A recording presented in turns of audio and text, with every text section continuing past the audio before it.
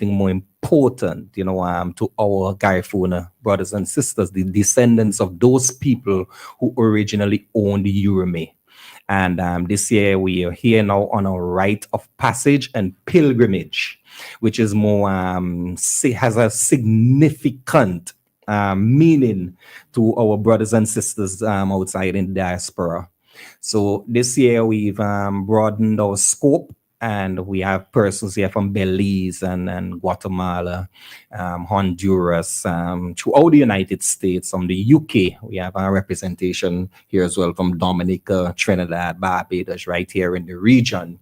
So we are not just concentrating on the Garifuna that's living in the United States, where the largest population is residing in the Bronx at the moment. So I am going to take the pleasure now of introducing our guests, who most of them are here for the very first time, and one, he has been here about 25 years ago and back with us now for this significant journey. So I'll start with my good friend to my right, extreme right, and allow her to introduce herself, let you know a little bit about her and where she's hailing from. Thank you, guys. My name is Diana Baltasar, and I'm here from the organization Hijos de Livingstone from New York. Hijos de Livingstone is basically an organization who partners up with governments and other organizations to better our Garifuna community in New York, in Guatemala, and all Garifunas in unity in a whole. And it's a pleasure to be here, and it's an honor to be back in Urume, the land of my ancestors. And I want to say thank you for this opportunity. I'll give the mic to. Yes, you're welcome. And my other friend there, Clara, will allow you to introduce yourself to the Vincentian people. Good morning, everyone. Buiti Binafi. Buiti Binafi. My name is Clara Gamboa. I am from Livingston, Guatemala. I am here to represent the Garifuna culture from Guatemala. It is a pleasure. I feel at home, like how we are warriors, that we survive all of the atrocities that they inflicted upon us, and they did not believe that we was going to survive. But I am here to attest that our Garifuna people are strong and we are thriving. Thank you. Thank you very much. And I'll introduce to my left the very first Garifuna councilman to be elected in the United States of America. Please, my brother. Thank you, sir. Buiti Binafi Hunsugube. Buenos días a todos. Good morning to all Garifuna in the world. My name is Gustavo Santos, the first elected Garifuna official in the United States. I was able to win against a medical doctor. And my district is 99% Caucasian. And it was a year ago that I got elected.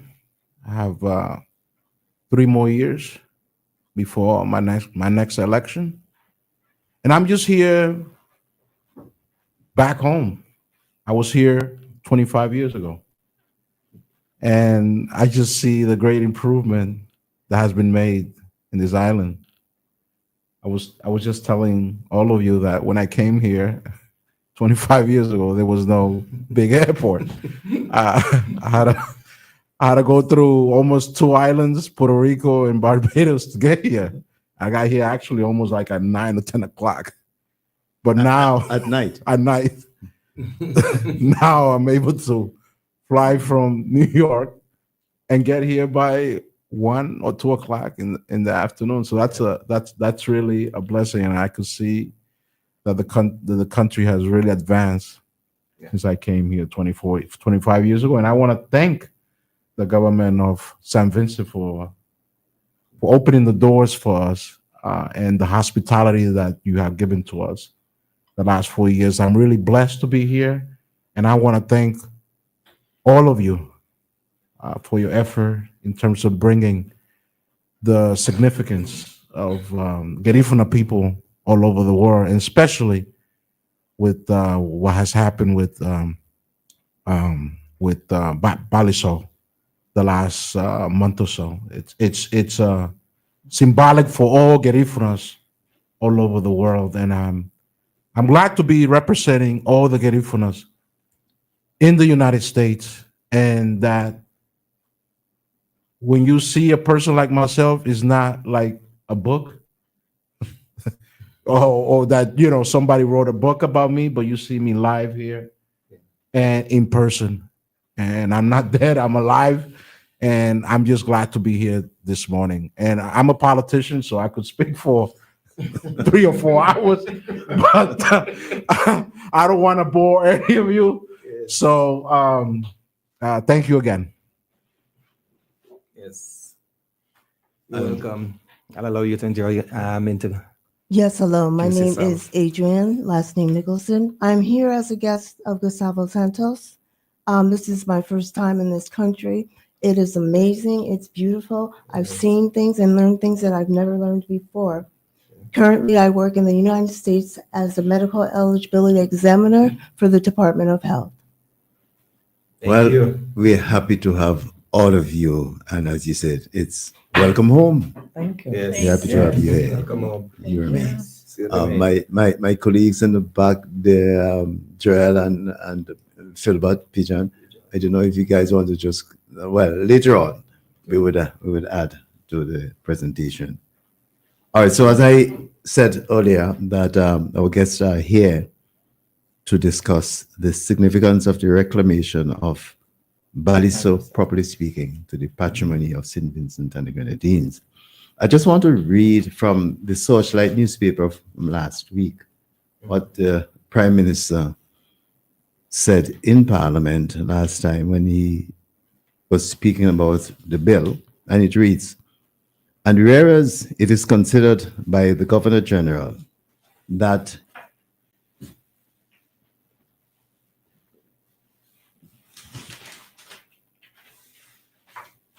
that the undermentioned parcel of land should be acquired for public purpose, to wit, the purpose of a cultural, historic, memorial site, and to keep as part of our national patrimony." And I'll just keep on going to the last paragraph, which says, "All the portion of land situate at Baliso in the parish of the Grenadines in the state of St. Vincent and the Grenadines, belonging to whom it may concern, at measuring approximately 323 acres, together with all ways, water courses, rights, lights, liberties, privileges, paths, easement, and all apportment thereon shall rest absolutely in the crown." And here you could replace crown and say St. Vincent and the Grenadines. So I just wanted to read what was said in Parliament, presented in Parliament in the bill, part of that, the bill really, by the Prime Minister. So Baliso is now ours, back in our hands. Well, you mentioned something very important there, and from the article where it read, it's now in the hands of the crown, because remember the king, is still the highest King official, Charles, yes, right now. yes, being represented by our Governor General, and on hindsight, when we did our referendum, we just hope that, people would have seen the vision that today we could have declared that Baliso has now been repatriated into the hands of us Vincentians. But I'm pretty sure at some point we will get there, like Barbados went there, and we will get there at some point. Now, Cecil, when we started this mission, because it was done in the past, and you know, the bacchanal that happened, I think with Wellington Ramos and the different bacchanals that happened, and everything fell down. Part of the process. The process, yes, yes. So when I went there, you know, I got a call from Dr. Kadrin Gill, who put me on to Trevor Garabali Palacio, and we started the conversation about doing the homecoming. And when we came here for the first time in March of 2023, every year around National Heroes Day time, you will see popping up on the internet the sale of Baliso. I'm not too sure if it's a time when we pay attention to it, but it's always to the forefront around National Heroes Day time.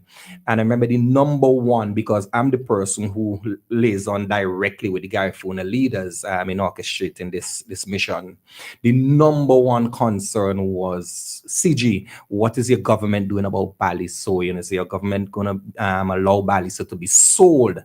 And I give them that comfort listening to the Prime Minister that a sale of Baliso has to come through the government. Any development has to go through planning. We, the government, have the final say. And the Prime Minister promised at that point that not over his dead body, that the same people who colonize us, they're going to come here and build resorts and have their people launch on that hollowed land where the bones and the remains of the ancestors of our people and the atrocities and that was done to them, that is not going to happen. And I give them that assurance that once the Prime Minister said that that is not going to happen, it is not going to happen in 2025. Here we are, that Baliso is indeed acquired, has been acquired, and now into the hands of the Crown and us. You must mention the Crown. Well, you know this, when I was reading it, I say us. Yes, you did.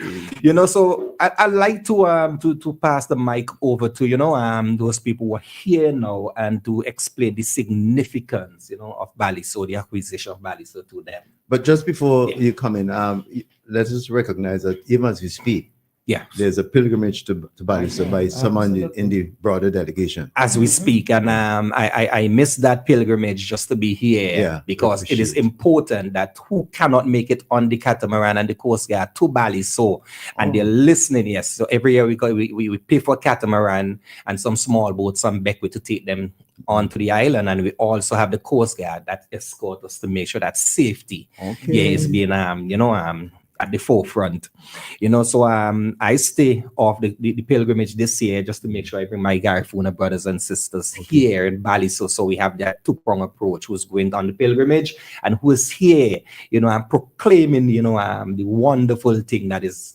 being done here in St. Vincent. So whoever we're going to have first, Clara, you going to come first?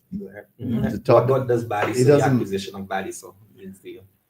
It is heartwarming to hear that the Crown no longer holds Baliso hostage, because it makes me feel that it makes me feel now that our ancestors now can feel liberated. Their souls, they sacrifice so much to be able to get to Honduras, and from there they disperse. But our ancestors, they fought tooth and nail. And I am so grateful that Baliso is ours now. At least for us to say we have a special place to go. And I am very grateful for that. Just to remind our listeners, again, according to our historian, there were at least 5,000 Garifuna warriors who were banished to Baliso. And then from that, 2,412 died, yes, while on Baliso. And the remainder was exiled further to Raton Island of Honduras. We just want to put that context here so people know what we're talking about. So yes. Yes, I just would like to thank a special thanks to the St. Vincent government for the tenacity, for the hard work, and just listening to all the petition and all of that went through to get to this. It's overwhelming, and I'm forever grateful because our ancestors can rest now. They battles and wasn't in vain.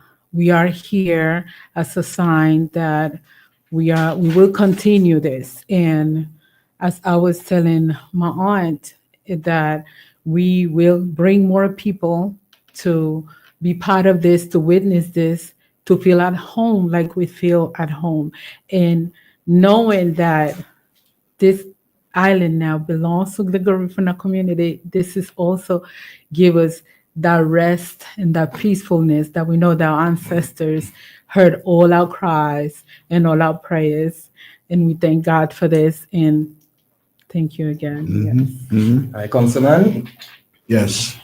First of all, I want to thank the leadership of our Prime Minister and his cabinet and the government of St. Vincent for recognizing the importance of our ancestors. And the fact that we are being recognized, we are being valued as human beings after 200 years. I feel emotional. We feel emotional to be here and to hear this great news this year. Something that probably the government has been fighting for years. It's not easy. It's not easy to sometimes make policies and make decisions. But this was one of the best decisions, actually the best decision, like Clara said, that had been made on behalf of Garifuna people. One thing I would like to do, now we could do research on our people, do some DNA, and find out more about our ancestors, by going to the island and finding out more about our DNA. And as a Garifuna nation, we happy. We are happy. We are so happy because this is home. This is home. I could tell my relatives, hey, we could go to St. Vincent. We don't have to go to Honduras. We could go to Honduras, but we have to go to where we came from. Okay, they are welcoming us, and so I finally feel at home. I was here 25 years ago, but now 25 years later, I feel that I belong here now, which I didn't feel 25 years ago. Yeah, thank you. And our sister here, any comment on the significance of the reclamation of Baliso? No, I'm very new to this. I'm learning. Okay. However, I have some very eloquent speakers here that I'm learning from. I can go back home and tell my African American people that guess what? We may be welcome there as well. Yes. We can grow this. We can do this. We can all come together and fight this. Thank you. Yes. Amen. Well, having brought back Baliso Yes. into the patrimony or national patrimony, as rare as the bill which is now an act says, the purpose is really cultural, historical, memorial site, and to keep as part of our national patrimony. Of course, we're not just going to leave it as it is, barren, rocky, and so on. What do you see? We have just about 5 minutes more to go.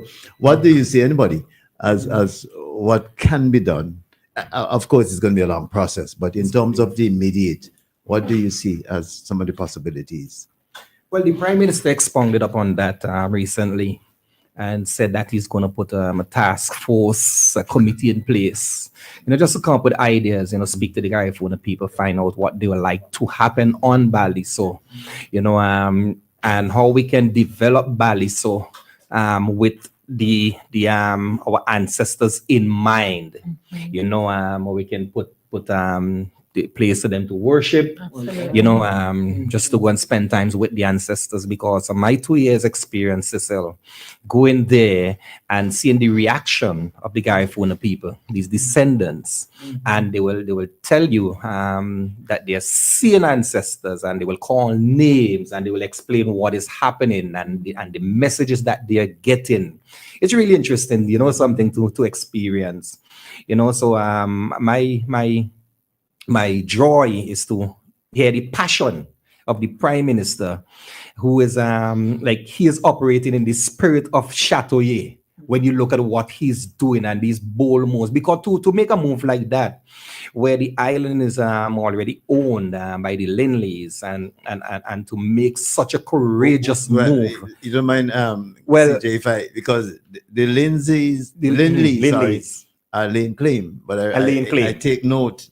Yeah. According to what the Act says, that I just read it. Where is it? Okay, so it says whomever concerned. I think that's the point. I'm trying to see it, but yes, very important point. That has to be established. Yes, because the Prime Minister says that we acquired the island, right? But those who lay claim to the island, please bring your documentation. Precisely. Bring the documentation. Let us see. Documentation would be in the registry. Yes, should be in the registry. And as you know, if you as an ordinary citizen want to buy a piece of land, there has to be a search. Yes. And the property and the ownership and so on has to be established. Yes. And I think that's what is meant in this. So definitely, whoever it belongs to, bring your documents. Because sometimes a lot of questions are being asked about, ownership and how one person ended up with quarter of the island and what's not. Where are these documentation? Because we know in the past where with the Paris Treaty, when these islands were divided up, in Paris between the French and the English, and they stayed there and decide, okay, Trinidad belongs to you, St. Vincent is yours, Barbados is yours, and they just come and claim the islands. So who really, have ownership to these islands? And as far as we are concerned, the islands belong to us and our people, because there were Africans here before they brought the African slaves here. St. Vincent was not a slave society, so. Well, as insofar as Balise is concerned, the Act says, to whom it may concern, at measuring approximately 323 acres, and so on and so forth. Yes. So it's to whom it may concern. So bring your documents and we'll establish and then we would do we negotiate on the price. Yeah, basically that's what documents. Then we got the value. Until such time, it's in the patrimony.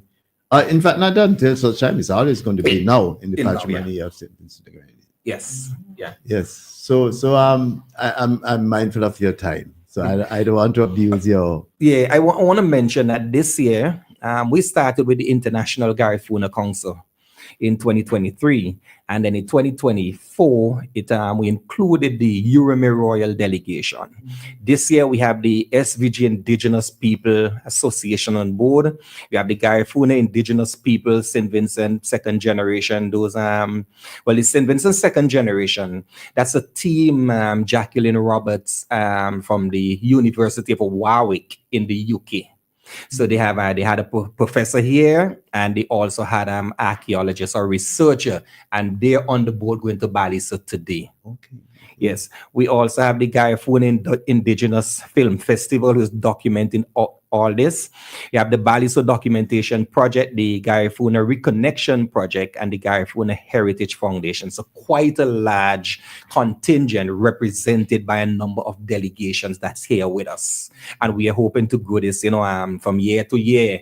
So we have a target of a year you may hear 1,000 people coming home, around National Heroes Day. And just think about what that will do to our niche tourism as well, outside of the cruise ships and outside of the divers and the sailors. We have a niche here where our Garifuna people who today the estimate is totaling about around 800,000 people, Garifuna descendants around the world, and we can get those people, coming home, at the rite of passage and pilgrimage every year. So we on a mission. And outside of that, we have to remember too that there may be our Garifuna brothers and sisters who may wish to come outside of the March month. Yes. Who may wish to come in December, in July, Yes. June, Yes. as part of, I'm sure there's going to be this kind of reaction. As our sister just said, when she goes back, she's going to Tell her, the African American brothers and sisters about the beauty of Vinci, Yes. and the warmth of Vinci, and all of those things, and Baliso and the Garifuna. And if you heritage. and if you followed what happened, during the National Heroes Day celebration, we have locals that are singing the national anthem in Garifuna, and children are singing in Garifuna, because every Credit August, to the National Garifuna Foundation, right? and the Habinaha Garinago, Right. Dance Garifuna is another mission by James Lovell, live in the United States, and they have a mission every August that they come to St. Vincent and teach the youths, the dance, the punta, the language, because it must be made plain that Garifuna is really the language. Garinago is the race. So the race is the Garinago. Garifuna is the language, but we commonly refer to them as Garifuna. Yeah. Yes. One thing, since I've been here for the last 4 days, I would like to probably adopt Baliso as a sister of my district in the United States, because of the significance That would be excellent. of the island. That would be And excellent. maybe you could bring this up to The Prime Minister. Prime Minister. Yes. Incidentally, the peer might be listening. He listens to this program. Oh, yes. Religiously. Every Sunday. Oh, he does. Yes. He does, yes. Oh. So It's he might be listening, but if he's not on a particular mission. It's an excellent suggestion, because we in the past had a sister city memorandum with Martha's Vineyard. Oh, So having one now between your district and Baliso will be excellent, so that we can, you can also aid in development and be a part of that process. I really love that. So I have your card. We'll continue this conversation. Sure. So that could be Yes. more fully developed within the context of the committee. that Yes. Yes. Yes. That will be part of the committee. And also, if you guys could maybe write a letter to me about the island, Yes. and that way I could present it the next 2 or 3 months to my board, Yes. my town supervisor, and the council, to make sure that we adopt Baliso. Yeah. And actually, I'm also gonna adopt Roatan Punta Gorda as a sister. So those 2 places of significance to the Garifuna, 800,000 Garifuna brothers and sisters in the whole world. So that's my contribution right now That's an excellent contribution. to our Garifuna brothers and sisters all over the world.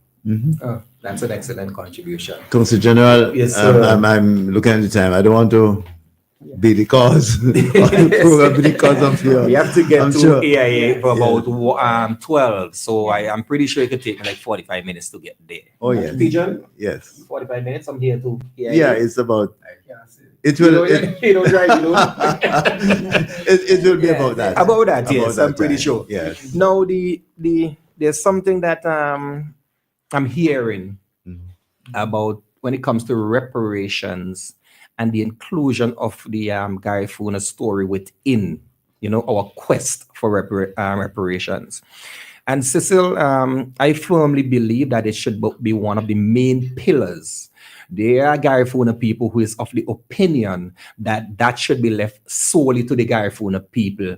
But how do you separate both when the atrocity happened right here on Urumi? It cannot be separated. I think the argument should be is to bring the Garifuna people on board, or how Within you the want to do context it. of the state. Within the context of the State state, of St. the state, because they are survivors of of what happened to their ancestors.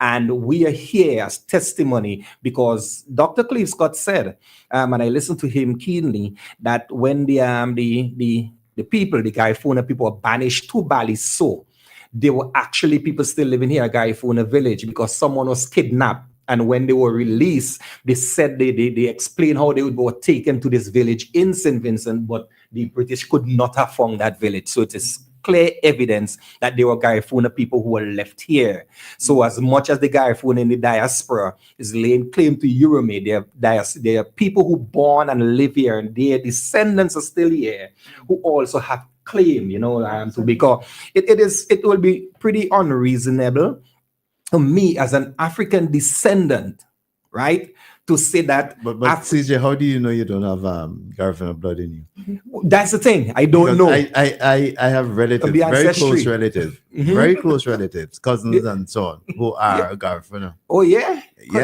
could be. I think my Mm-hmm. I get the Macintosh to the Scottish link, Okay. but that African part of me maybe somewhere in the line has Garifuna blood. But Cecil, it will be really unreasonable of me or anyone to tell Africa who is looking for reparations that no, you cannot ask for reparation. Let us, the Africans who are outside, who our people were sold into that Atlantic slave trade, to lead that charge. It will be really unreasonable. So we all have to work together in our quest. And I saw someone made a comment in our group, when the Prime Minister asked for Britain to apologize, that's what we're asking for. And someone was saying that we need more than an apology.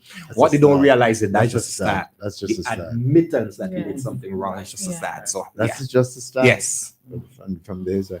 All right, well, it's up to you. It's up to you. I mean, your time. I would like to hear my Garifuna friends, brothers, my sisters, and my brother, because on our way here we were having conversation, Cecil, about crime, about tourism, about healthcare, about the housing stock that you're seeing, St. Vincent being labeled as a second world economy or poor country, and a lot of the things that they're hearing, they cannot identify by seeing. Yes, right. They cannot match the hearing. They can't match too. Yeah, I know. My brother asked me about homeless people. How many homeless people? Because they're not seeing. They asking about the begging culture. He said he is being begged more in the United States than here in St. Vincent, and they, it's just coming from that perspective. Where when the housing stock. And the housing stock. Okay. When I tell them about dialysis, and we have persons receiving dialysis free of charge, you find out what the cost of these things in the United States, about the dental program, and we spoke a bit about the Cuban. We had a program here about 2-3 weeks ago, and it's a lot of people couldn't believe. The cost. They what couldn't believe. They're shocked. They're talking about moving here just to get medical and dental. Well, and they're living in the United States. They can, as the PM said on the radio, when the person was on, the PM said, if they want to come to look for that service. We will be coming. Yeah. So I want you to give us your impression of, what you see and what you experience here in Europe. Yes. So first of all, just seeing the scenery of the homes. I noticed mostly everyone seemed to have a mansion. And I remember a friend of mine told me she came to St. Vincent and she told me that her uncle owned a mansion here. So when I called her, I said, everyone owns a mansion here. All I see is houses and big houses. And I said, this is a rich country. They have money. The streets are clean. And it's an order. Although the streets, there's curves and small, narrow streets, it's an order how they drive. Yes. Everyone knows where to go and how to go. Yeah. It's amazing. They so organized. And I was just saying that to someone. Do accidents happen here? The way it turns and some of them have speed, but they turn in the curve and they go to the Lord. When I first came, I was holding on to dear life. When I see we going down the hill, we're going up the hill. I said, oh, now I'm so comfortable with it. Oh yeah, they got this. And everyone just give a hand and you beep a horn before you reach the other mountain, so the other person up on the top is aware that you're coming up. The person, when they come up, they beep again, and every turn, making sure they are aware and they stop, they kindly say hi to each other. It's so lovely. So I said, you know what, from where I come from, oh no, this could never happen. So New York is New York. So the driving is completely different than here. And that's one of the things that I really admire, how organized, how peaceful it seems to be. And like we discussed before, the crime, we asked about how high was the crime. And I know we were mentioning 54 when it's high. And then it's amazing. So yeah, this is definitely a place that I would love to come and stay and build my mansion as well, like everyone else. Because yes, So I know my brother was really surprised when I tell him that the crime rate, here, we know Honduras, have a larger population. When I told him 54, he was, wow, that is like every day in Honduras, So he was really shocked. But with the population size, so we're different. But Yeah, I was just shocked. Like, I've been here for 5 days. I haven't seen one accident. And the roads here are much narrower. very small. And I'm like, wow. And then I was looking for the homeless people. Because, I mean, as soon as you get out of an airport in New York City or train or whatever, there's somebody out, looking for a handout, for $1 or $2. But over here, I'm like, where are the homeless people? Right. I haven't seen one, and I've been here for 4 or 5 days. And with the crime rate, I'm like, wow, 54 people a year die here. And I was also hearing about the healthcare, the healthcare system. I'm like, based on these numbers, I want to move here next week. Next week.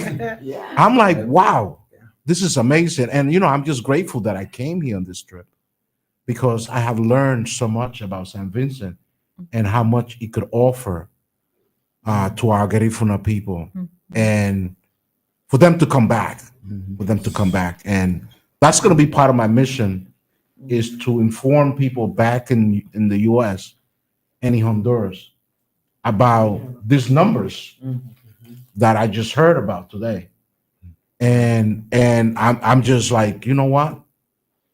I want to be here tomorrow. I want to come back and take another book, another plane, and be here next week. Yeah. He was also stunned when I told him that in times of disasters, and we have some recent disasters, Lassafre and Hurricane Beryl and what's not, and told him that almost every house that was damaged or destroyed, that the government is building back. We are repairing your roof, we are building back your houses. And he couldn't believe that because he know in the great United States that has trillions of dollars and of all the resources in the world, you got to have insurance on your house.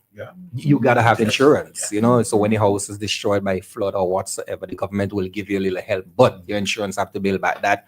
Here in St. Vincent and the Grenadines, our Prime Minister and the government, we are building back. So right now, we cannot find enough contractors and workers to complete the work as fast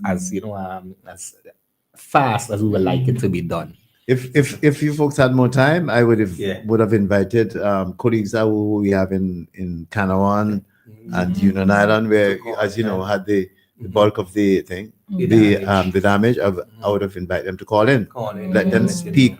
I mean, I wasn't going to say anything. I would invite them to speak. They live there, So it's good to hear. But we are at the end of our time. Just quickly, I wanted to mention how I felt when we were introduced as Garifuna people at the event, the respect and the people admiring that we back, and just feeling I had an older person telling me, give me your hand because this is so meaningful, seeing the Garifuna people are coming back to their land and you are welcome. And it felt so good. And the little girls also come in and touching my skirt and telling them they like it. So having them with us, and it felt really amazing. And this is like a celebration that it always will stay in my heart. Yes. Okay. Yeah. Look, sorry, go ahead, Clara. Go ahead. No, just the sense of welcoming to the island is heartfelt.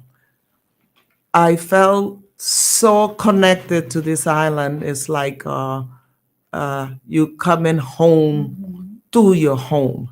And I appreciate that very much. Thank you, Nia home. All right. It is. I mean, I would have.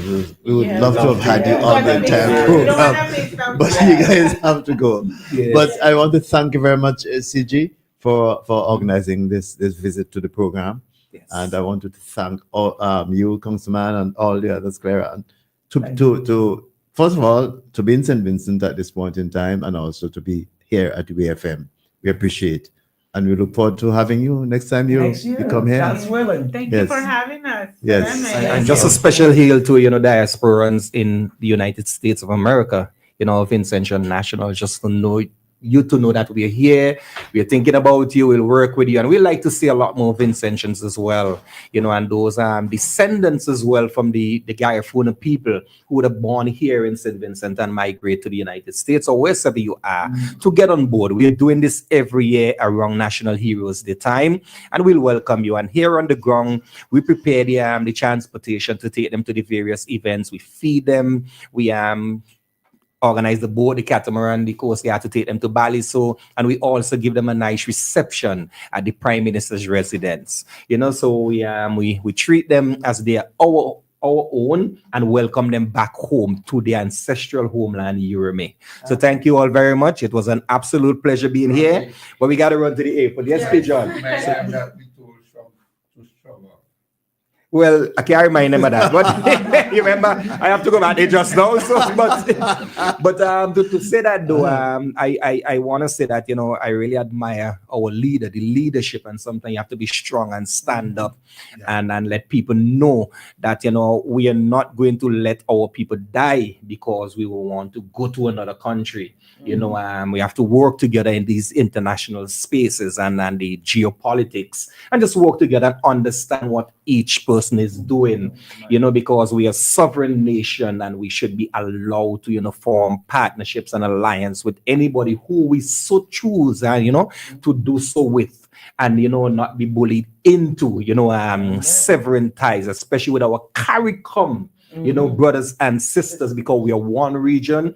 And even when there are flare up in the region, like Venezuela and Guyana, we step in and we say, no, we are not going to allow. We want this to be a region of peace. When there's war everywhere else in the world, you can come to our region because we have no bombs, we have no weapons, we have, we don't fight any war. Some countries could send one airplane down here and wipe out the whole of St. Vincent because we just don't have an army. We don't have, missiles, we don't have nuclear weapon, and we want it to remain that way. We are peaceful, we are friends of all, we are enemies of none. This is Hairuna, this is Urumi, this is the land of the bliss. So it was a pleasure being here, Cecil, and we got it And right. of course, I need to say that was Captain Ibrahim Traore moment. Thank you very much. You're welcome, my brother. Thank you very much. Okay then.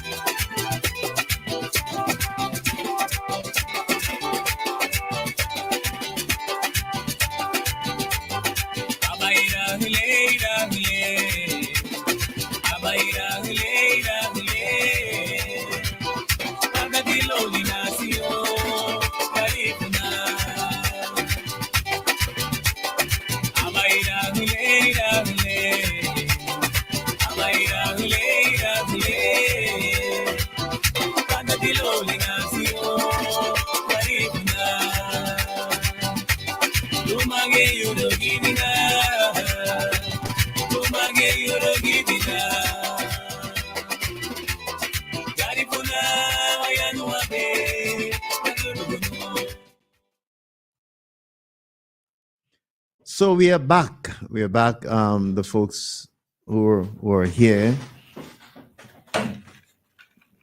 brought by Consul General McIntosh and the 5-member delegation from the Garifuna visiting people. We're very happy that they were able to come in and visit with us, and we want to wish them, as we have done, pleasant journey on the way back, pleasant and safe journey. Gentlemen, there's a call. Let me just take it. Good afternoon. Good morning, sorry. Good morning. Welcome to the program. Good morning. Good morning. We don't seem to be able to make contact with that person. Okay, let's try again. Good morning. Welcome to the program. Good morning, Cecil. Good morning to the other panelists. I don't know who all are there today. We are all here. Philbert, Pigeon, and Joel. Yes. They were not part of the earlier Conversations. conversation. This is Marlon Hold on. Stevenson. Oh, Marlon. Oh, okay. All right. We had a full studio. Just a quick thought. Yes, I realized. Just a quick thought though. Ever so often when the guys wanna come, we often invite them to come back home. But they also have a very important activity in November I think in Belize. And Belize might be the most convenient because they're English speaking, which is Settlement Day. And it's something that those of us who can do should try to go there and experience it with them as well. So it will be a great exchange that, some of us go there and have the exchange with them and, comment with them in Belize. So just a thought. I was trying to do it last year in November, but one of the difficulties is finding out who is the authentic, because there's a whole lot of people trying to make money off of the settlement day, and you're not sure the guy for the people getting the benefit. So that's something that I would love to have a discourse with the guy for the people. Well, hold on. Joel, you want to come? Don't go off yet. Yeah, well, we had a similar discussion around last September, October, leading up to November 19th, which is Settlers' Day, Arrival Day. And we were in touch with persons who could have coordinated things for us on that end, and we were satisfied. In fact, we had a discussion since March last year when they were here in St. Vincent, including Zoila Ellis's sister. And we were also recognizing the importance of New York in the exercise and the commitment of Luther McIntosh in building the links between ourselves and the Garifuna people of Central America. That Luther had also made a pledge to play a pivotal role in organizing such a visit. But certainly, if like yourself and so on, and you're thinking maybe we should try and put some degree of foundation into this thing and ensure that it can take place in 2025. Yeah. Okay. So we'll keep in touch. Something that I really would love to do. Something I really would love to do as a retirement package to myself. Oh, it's on your bucket list. It's on my bucket list. Yes. Yes. Great. I was told by let's work on it. Yes, that it would be expensive for some persons to make the trip, but I believe that persons who are keen will be able to get through, and those of Vincentians in New York and elsewhere, Miami and what would also might very well be interested as well. So let us not despair and believe that it can't happen. Yeah. If we believe it will happen, it will happen. I have a sister in New York. She's very interested as well. As a matter of fact, she's been the biggest encouragement, and she's very motivated. One of the challenges as I was exploring, I don't have a visa, and I don't intend to go for a visa again. And getting to Belize seems to be, to Central America, seems to be problematic if you can't touch Miami. Well, we'll have to look at the Panama option and see what is possible using Copa from Panama to Honduras. Trinidad, Panama. Yes. Yeah. So why you don't want the visa? Why? I have given up on that for a number of years. I don't intend to go back to that place. Okay. All right. For a number of reasons, but I don't wish. I was banned off Facebook because I was too critical of things that happening there with the Palestinians and so on. So I no longer have a Facebook account, and I know that was coming. And I was asked to appeal. I have no time to appeal for no stupidness. Yeah, so I can do it without that. I could do it without that visa. Yeah. All right. All right, Take care, man. gentlemen. All right, Yeah. you too. Yes. Okay, so yes, it's good to have had the delegation in with us this morning, and they've left a platform for us to continue the discussion. Joel, you say you have some issues to raise. Yes. First of all, I just want to say when we took the photograph outside and was speaking with Clara, especially, and her cousin, and I felt touched. I didn't want to be as emotional as I was feeling inside, but we also had this issue at St. Vincent at home. Say, what the Garifuna people look like? How you make a distinction between the Kalinago and the Garifuna and so forth? And then the image that we see of Chateauye as maybe depict. I can't remember the name of the painter, but is this what Chateauye look like and so on? And then I say, okay, if Clara and so on, it's from La Buga, which is 4,000 Garifuna persons living in Guatemala, right? And it is clear that it is a clear distinction is made that they are definitely Garifuna of the Garinago nation, right? And looking at, I said, this is Garifuna in front of the, this is 2025.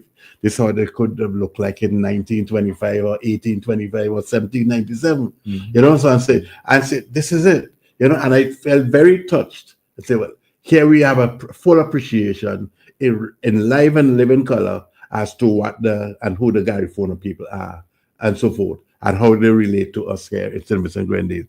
I just, in that context, therefore, my first comment that I just wanted to say to you and Pijan and to persons listening, that we should make an official declaration that St. Vincent and the Grenadines is the birthplace or the homeland of the Garifuna nation.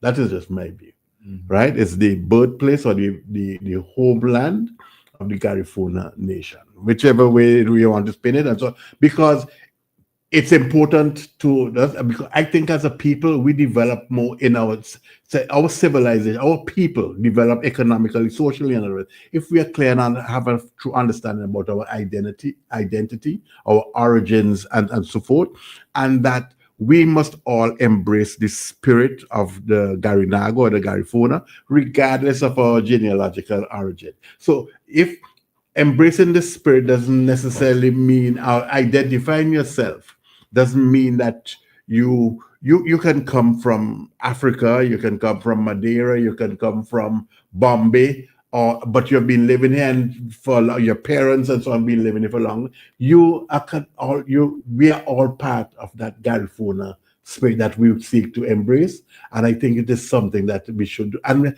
I think we have been shying away from doing certain things officially for a very, very long time. Can I, Joel, not to cut, but I just want to take this call. Could be part of the. Good morning. No, sorry, the call is gone. So sorry. Yes, Joel. Okay. But maybe before you go carry on, we could, Pigeon and myself could respond. Sure. But of course, I endorse what you say, and sometimes I wonder. We can't fight history. History has happened in whatever form it has happened. It's for us to, as you're saying, recognize that certain things happen. The four parents of these folks were born here. They were exiled. They were banished in Baliso. They were exiled in Rattan Island. Some of the rest who survived. We have to admit those things. They were not born in Grenada. Their four parents, that is. They were not born in Barbados. They were born here in St. Vincent and the Grenadines. So what you're saying makes perfect sense to me. Can't fight history. Yes. And when you really think that, the French ceded the Treaty of Paris in 1763, the Treaty of St. Vincent to the British, right? And But when you take the French occupied some space on the leeward side of St. Vincent, but all of the windward and so on basically had belonged to the Kalinago and to the Garifuna people and so on. And that was recognized. It kind of reminds me of certain things that are taking place in the world today, elsewhere, not in the Caribbean. But at the end, the British say, well, okay, well, we can't, this land belongs, we're going to take it from them.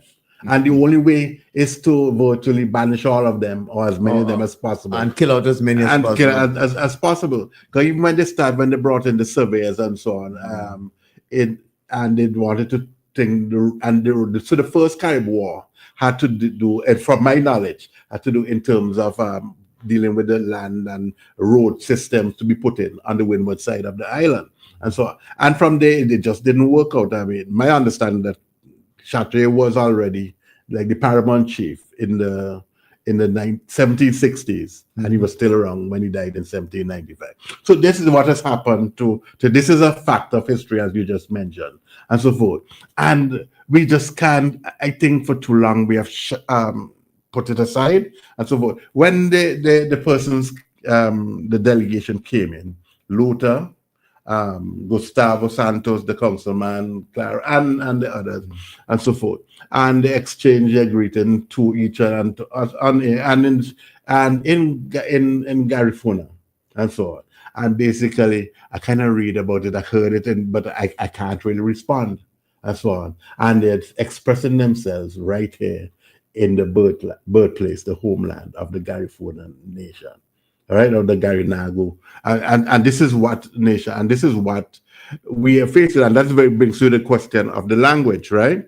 And that is why I believe that we should be teaching some basic Garifuna in schools, and we discussed this thing before, on several programs before, and so on, and that we should be teaching with greater degree of greater information, greater knowledge, greater emphasis, greater conviction, the Garifuna or the Garinago story. We really should, and so forth. And I know that we'll get the history through our eminent historians and so forth. That as we deal with 1,000 people, we have to take that and put it back into to a narrative that the 5-year-old and the 7-year-old and the 9-year-old can read. I bought some books on Amazon, and I encourage persons to go on Amazon and see what books are available for children in Garifuna. I want some coloring books, something with some basic words, and so I have them at home.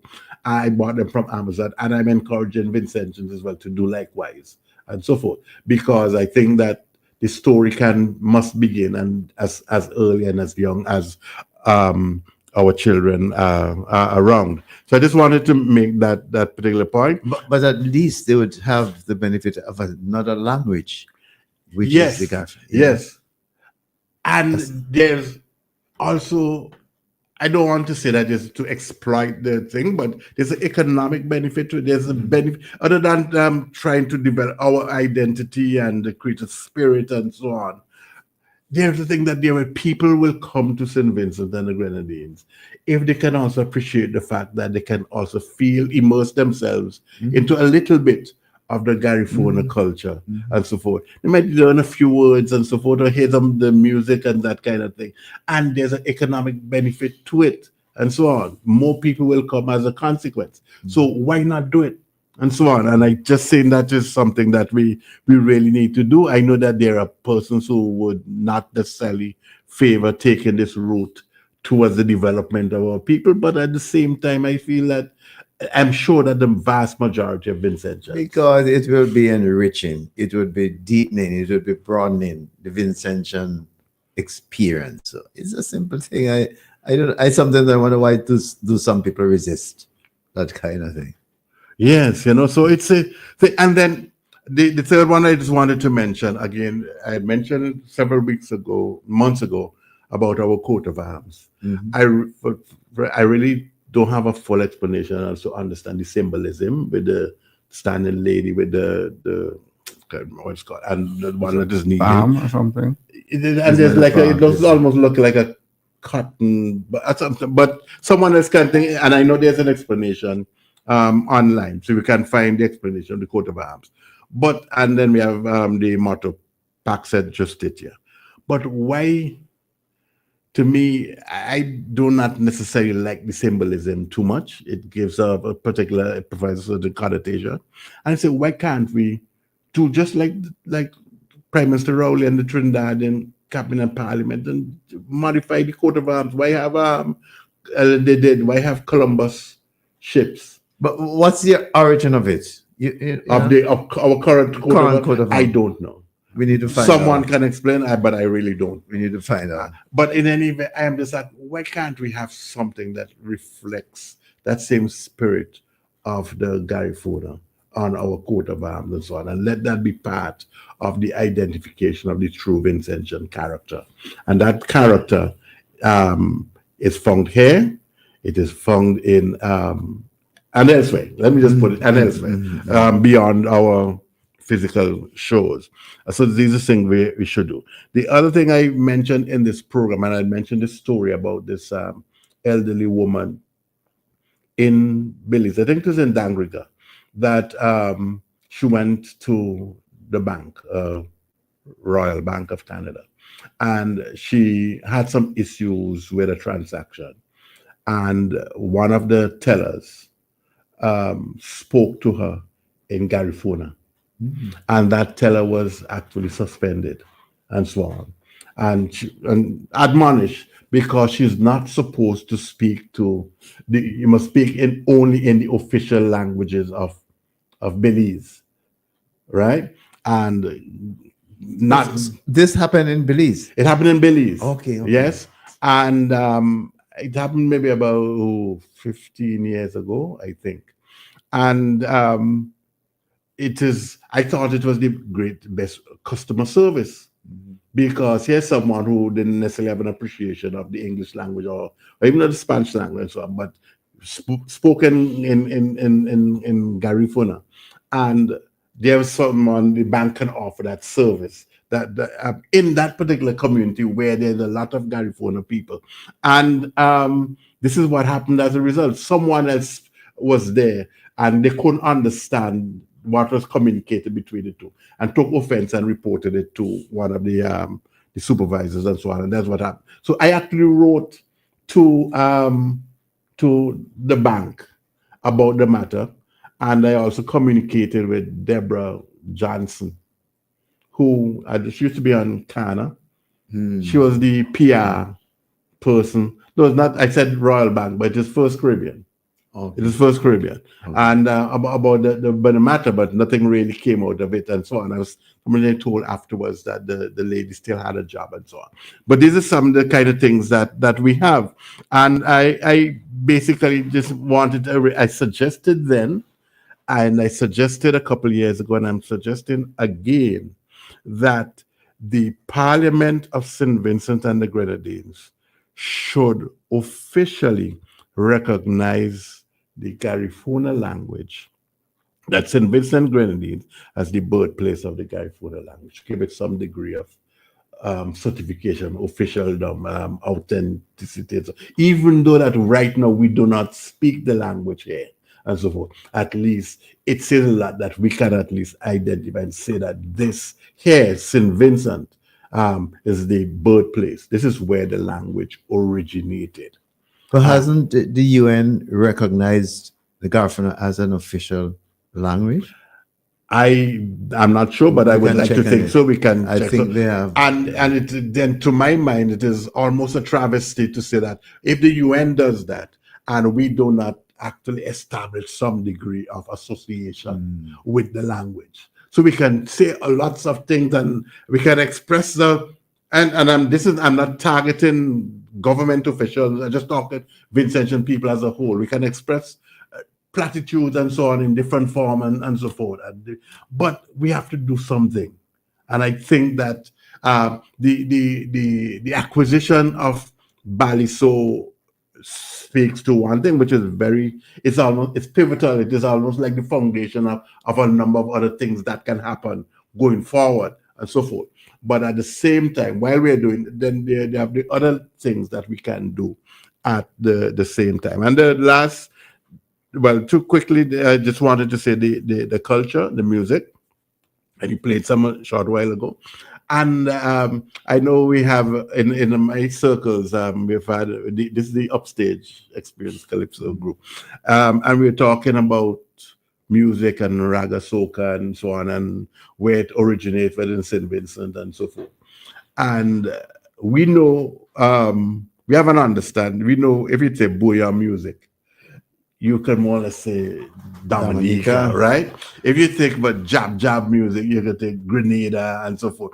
And so, but we, even though that we have a certain feel and so on to Vincentian music and so forth, that we have an opportunity still to do something to link soca with the Garifuna music. I know that long ago that Calypso Rose had done a couple things with Calypso and so forth. But we can do something and so on. If we get the musicians here and we can get our musicians to go there, like for example, I said in November 19th and so on, and participate in that festival and so on, and get a feel of the richness of that music right there, live and direct, and we can have them here for Vincy Mas. And this is a special and by the way, why can't we have Belizean musicians coming to St. Vincent for Vincy Mas 2025? Well, we have a new CEO, and he may be thinking fresh and expanding his. yes, Yeah, and it wouldn't be any small matter if something like that really happens. And it would be so enriching. Yes. And by just on the side, I can talk about it at the time. I just feel as well that we should make links like with New Orleans as well on the music side. But that's another discussion. But on the culturally and so forth, we need to be able to do it with our music, with the food and so forth. And the last thing I just wanted to say to you, I leave you and Pigeon to talk about the reparations and we have to, and also the things that you feel that we can be done post acquisition of Balisong. But I just have one last thing to add here is I wrote down, if they can come, we can go. And I just tying back with Marlon's call and so forth. And it may be expensive, but I think it is a journey that as many of us should make. And like Marlon said, it's on my bucket list as well. And hopefully that I would be able to make that journey, preferably in 2025 and so forth. We have Kojo on the line. Kojo, good morning. Kojo, good morning. Good morning, Joel. Yeah, good morning, Kojo. I like your point you're making there because the Garifuna in this area here, I only could talk about this area. They have What's this area? What is this area? California, all the way to Las Vegas, I should say. Okay, all right, okay. And they have a Garifuna festival where they have a lot of the Garifuna slow songs, fast songs. And if you listen to some of them, they song just like soca. I'm telling you the truth. They song just like soca.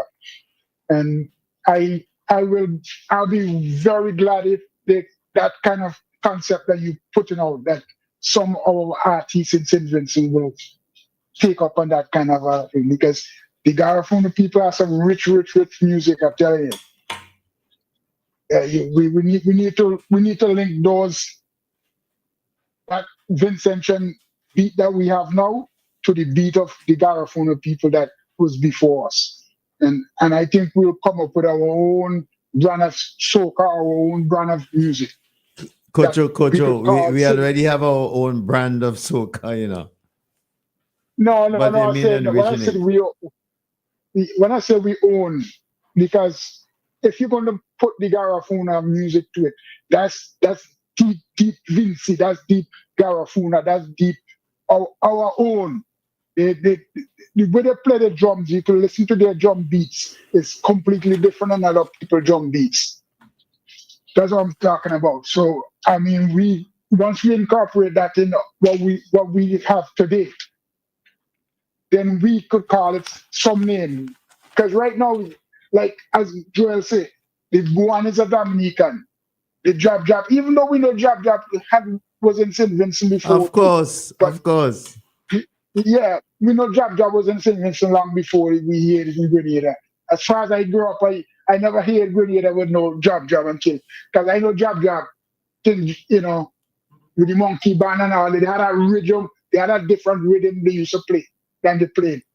You know, so I'm just saying that we could incorporate all those rhythms together and produce a nice, beautiful butterfly or nice rose of music, so we could enjoy and say, "Oh, that is truly Vince, truly Vince," with no outside influence, just truly Vince.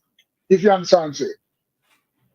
All right. I'm sure other people would have ideas to contribute, to add to what you're saying, and what Joanna said earlier. All right. So All that right. was my point of fact. All right. All right. Thanks for calling. Thank you, Kojo. Pigeon, I noticed you're getting in just No, I was just going to reflect on the point made by, I can't recall the name of the lady. She said that despite everything, we are here, which speaks of the indomitable spirit of the Garifuna people. And it doesn't matter how much the oppressors, how much they do, we are still here. That point resonates with me. Yes. And also, if I can just quote from Gustav Waltz, and I'm just quoting him, he said, with passion, he said, we can go to St. Vincent. We don't have to go to Honduras. I feel that I belong here now. And it's pregnant with meaning and so on, but it is something that you know what it meant to him. And then he went on to speak about adopting Baliso as a sister district of his in New York. And someone else, yes, I think he said about feeling at home. And someone else said that recognizing the bones of our ancestors and that we can feel recognized as human beings after 200 years, that it means a lot, and so on. So that they have a stake here in some spiritual form. And it is good that so many persons that can be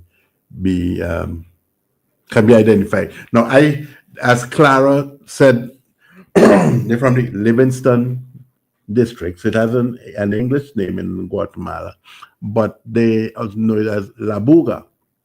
Never heard of it before. And it has 4,000 Garifuna people living there. Clearly distinctive from the Hispanic Guatemalans and Indo-Hispanic Guatemalans and so forth. And just recognize that there's so much things that we just don't know. And it's a shame. It's a pity that we don't know. At least I don't know. Yeah. Jerry, have a call. Let's take him. All right. Good morning. Welcome to the program. Good morning. Good morning to everyone. This is Jeff calling. Hi, Jeff. Hi, Jeff. Good morning. Good morning to all. Hope all is doing well. And I must say, after Kojo, last week I heard Kojo's, was mentioned about with the Garifuna names, etc. That they were talking about places in St. Vincent that was named, like Victoria, who he was named after and everything. And I guess he got that from Camilo, the finance minister, was on WEFM. I think it was last Jeff. Monday. Hi, Jeff. Yes. We're hearing a sound. Yes. Sorry. I had my door open in my vehicle. Yeah. Oh. And and Minister Camelo was on Star last week, and he was talking about giving the history of the Garifuna, and how many died, and it was amazing. I never knew all those different names in St. Vincent who was owned. The name was named after certain people from slave, etc., and the British and all that. And I said, well, this was a history, and I was amazed that for the minister, a young man who was probably born in America, to come back and giving you the history of the Garifuna in St. Vincent and Grenadines. I was truly amazed. And I think, for people who don't know the history, if they would like, they could go back and listen to his take and Star last week. It was amazing to learn so much thing about the Garifuna. And if I didn't hear Kojo mention it when he called in and mentioned it, I wouldn't have known myself. So I was driving, I think it was Tuesday, and I have to replay the whole thing. So I could, understand what was taking place back then and learn the history of St. Vincent and Grenadines during, about the Garifuna. So, that's my thing on the Garifuna. All right. All right, Jeff. I continue to listen to you guys. Yes. Have a great day. All right. Thanks a Thank lot. you for calling. You. Which, by the way, as a reminder, Cecil and Pigeon, as we said last week or week before, we have the Spiritual Baptist Day and May 20th coming up. And it really would be a pity that we will still, or we would not take any action, or there should be no initiative towards changing the name of Charles Gideon Murray and his stamp on the actual the outlawing of the Spiritual Baptists and their form of worship and so forth for 40-something years. If we don't do anything, I think it would be I think, unfortunate that we shouldn't have the two and so on existing at the same time. I sense a fresh energy, a fresh wind blowing in St. Vincent and the Grenadines right now. And I like you, Joel, I'd hope that as part of that fresh energy, that there could be at least maybe that could be one of the mandates of this committee that is going to be formed to address the Baliso situation going forward. But we have a call. Let's take it. Looks like Dr. Scott, sorry.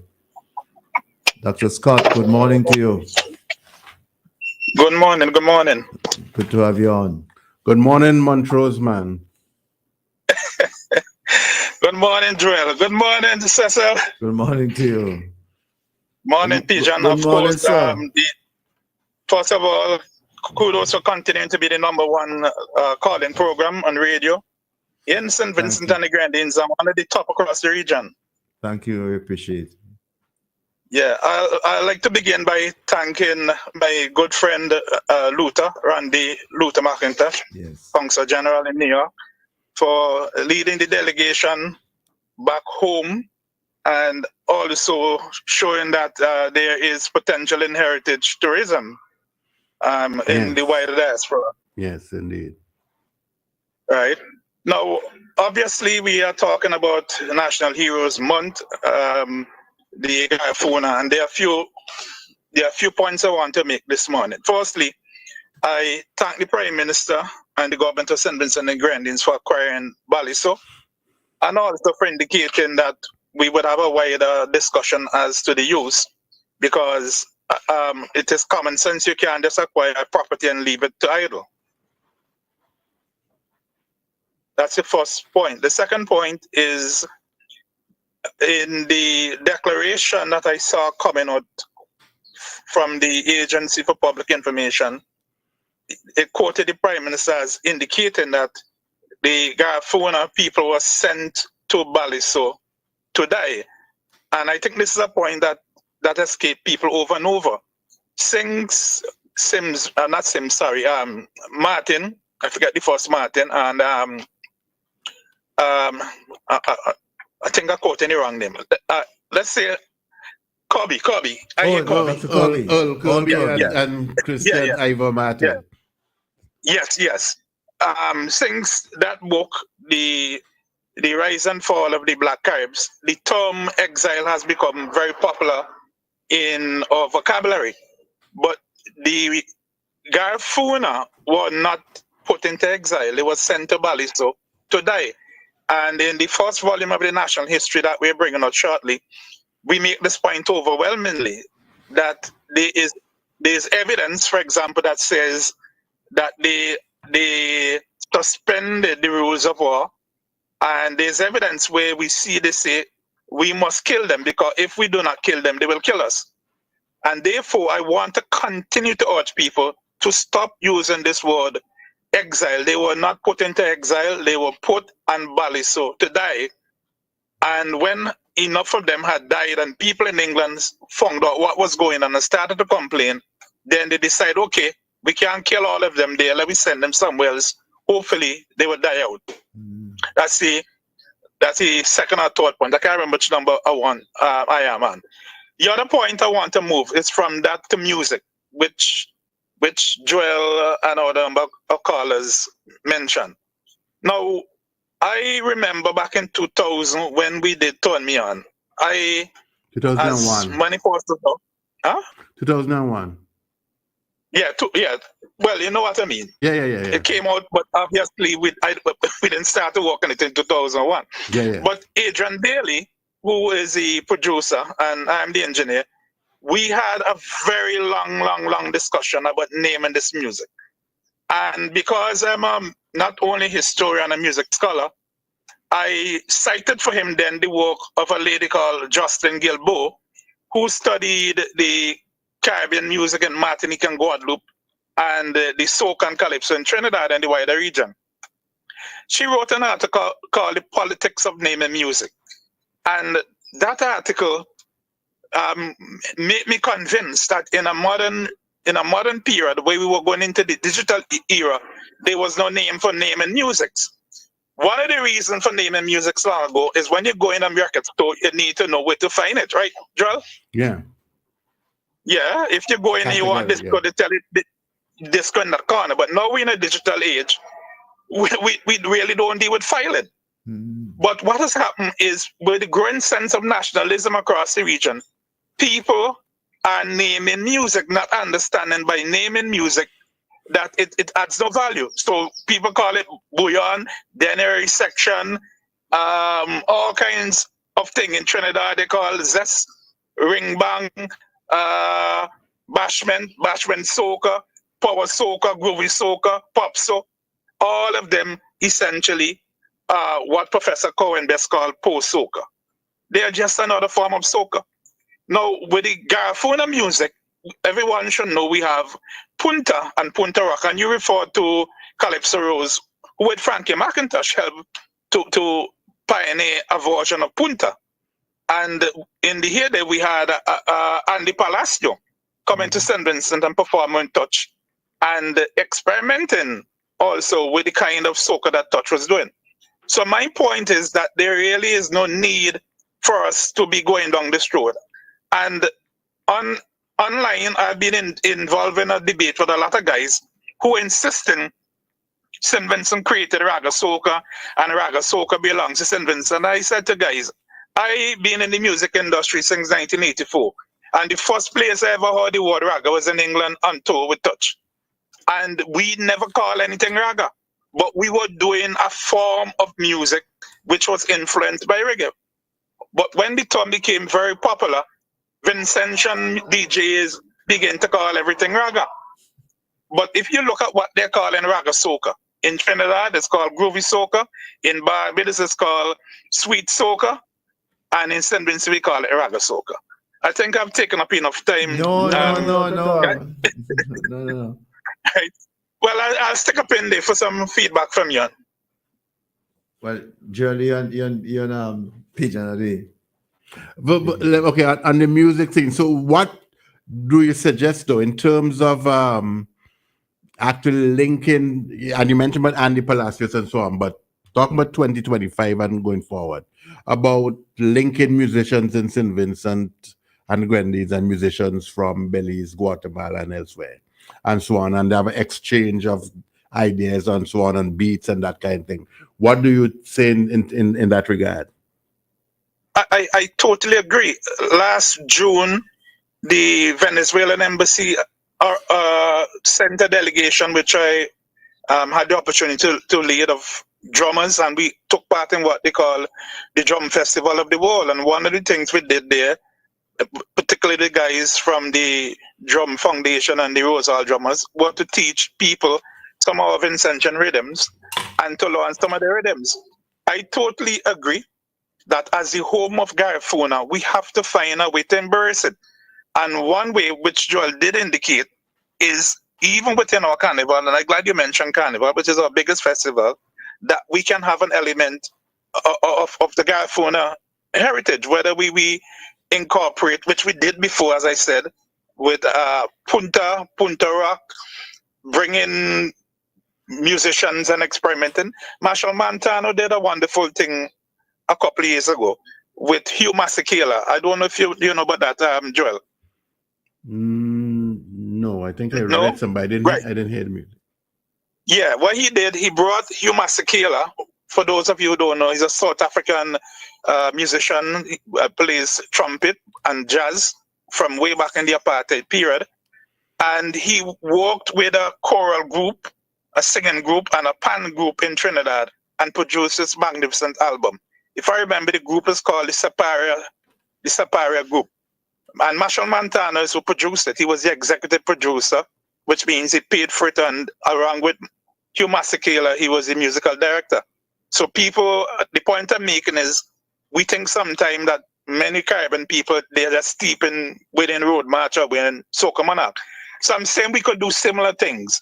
I'm sure that people like Willis Williams, who I know is listening, and Jules, who's listening, those are the kinds of things we want to see.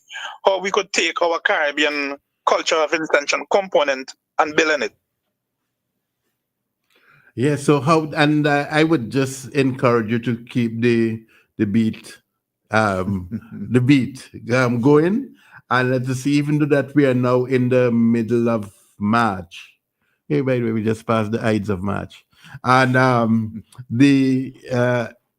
I know Cecil mentioned that there's a new CEO who would be very, very enthusiastic about this kind of initiative, and he has the energy and the foresight and everything. And let's hope that despite that it's only 3 months or so, that we can make it happen, even in 2025. Well, another thing I've been campaigning for, and I will continue to use it here, is we really lacking brass players in St. Vincent. And I keep saying that the relationship we have with Venezuela and Cuba, and now with the wider Garifuna, I heard one of your interviewees this morning, I guess, is from Guatemala. And we have connections to Nicaragua. And Nicaragua, for those people who don't know, there's an area called Bluefields, which is home to a very large community of Garifuna. So that we can indeed use the opportunity to embrace the connection between St. Vincent and the Grenadines and the wider Garifuna, this diaspora, which would include not only Caribbean rhythms, but what we call Latin rhythms. And Latin rhythms are essentially Caribbean rhythms because, as the Prime Minister mentioned in his speech on Friday, the people who we call the Kalinago, they originated from this, what we call the Spanish Main, mainly Venezuela.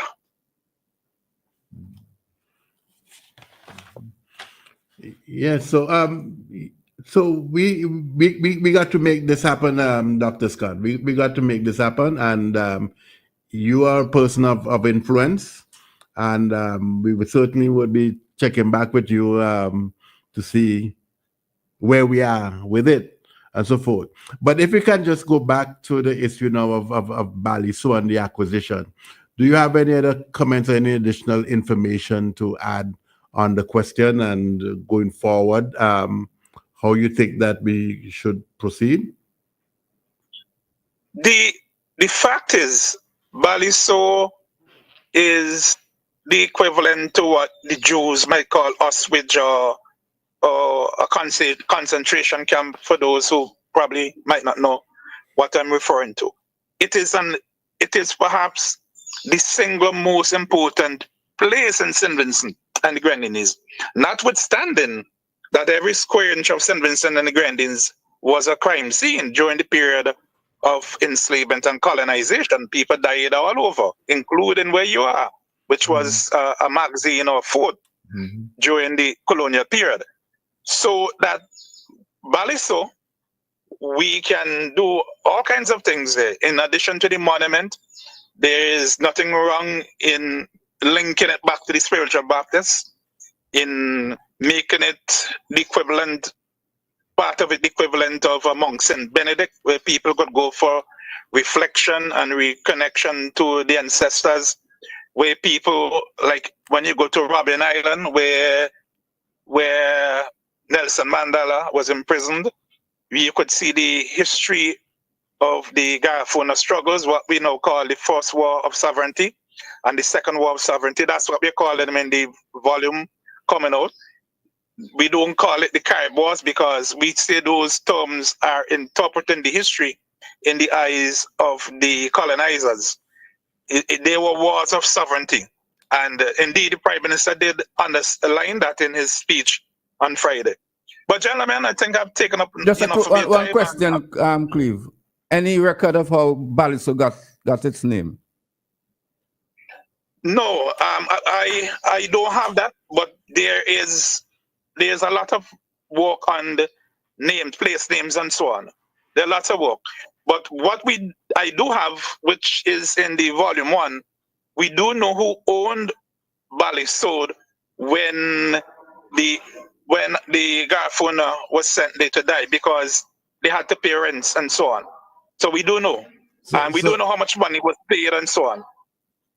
So, Dr. Scott, is that available? Is that information available for yes, it's in the first volume, and if you want it, I could WhatsApp it to you. Please, I'd appreciate. Okay. Yes. All right. Well, thanks as usual for enriching our discussion on the program. We appreciate, and of course, it's a continuing process, so we always look forward to having you on. Yeah, just reminding folks that the second lecture in the series celebrating the Spiritual Baptists is going to be April 8th at the Global Campus. And sorry, April 6th. Oh, I probably have the wrong date. Cecil, I know you have the right date. And don't forget Rose Hall. I'm coming in early May at the Rose Hall Community Center to speak about the musical traditions and the Spiritual Baptists. Thank you very much, guys. I think it's a 6 from my recollection of looking at it. I think it's a 6, but I'll double check and make the announcement accordingly. All right, Dr. Scott. Thank you very much. Thanks again. By the way, as you asked about the Indian name and so on, the spellings seems to be basically a French interpretation of the right. word and so forth. Yes. And that's how it is, how we have it now. But we can spell it how we feel that it should be spelled going forward, and so on. But just saying, for whatever it's worth. As far as our discussion is concerned, I just wanted to read this, which is breaking news. Good morning, gentlemen. I would volunteer. This is coming from Willis Williams. I would volunteer to be part of a musician pilgrimage to Belize to reconnect with an original Vincentian music form that has been estranged. It is important to acknowledge that, like the Garifuna people, the music has survived the genocide. Sorry, that should be the genocide attempt. What is the potential loss in terms of dollars if we must quantify the music for reparation purposes? That's a question. Interesting. So we have a quick volunteer, a musician himself. I don't know if having heard this, Dr. Scott, you I don't know if you want to join that volunteer pilgrimage group, musician pilgrimage group. But anyway. Yeah, and I just if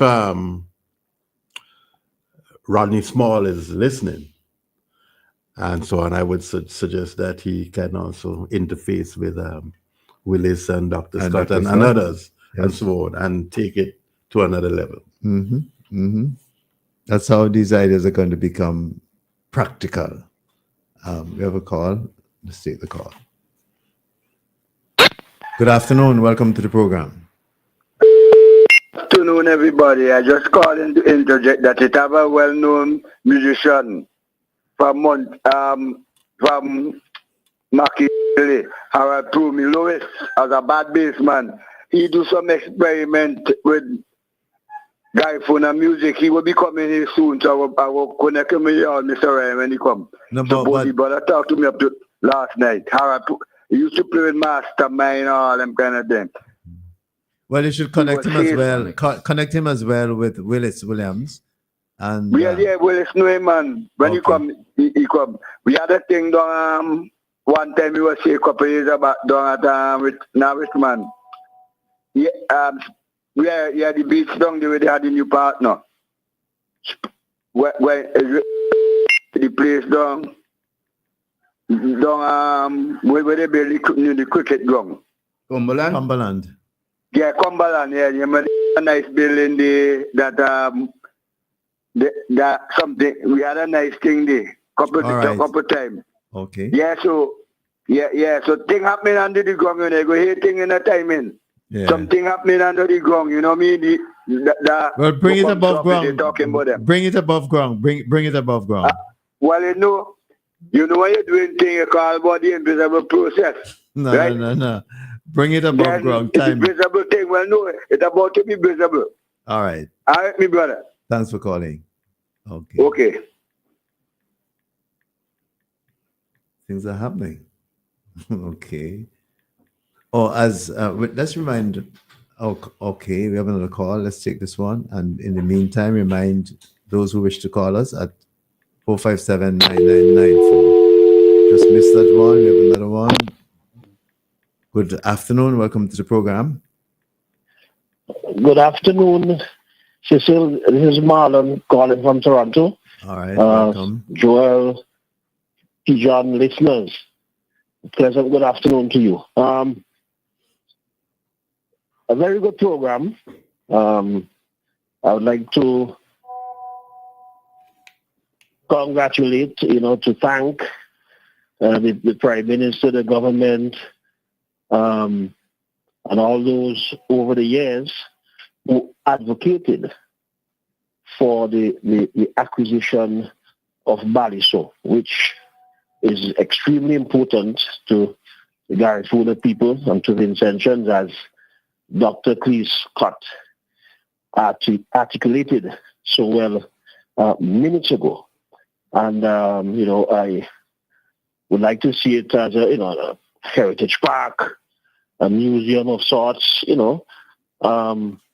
where excursions, school trips and so on could be held, educating young people and visitors and others who are interested, students of history, about the journey, the resilient journey of our Garifuna brothers and sisters.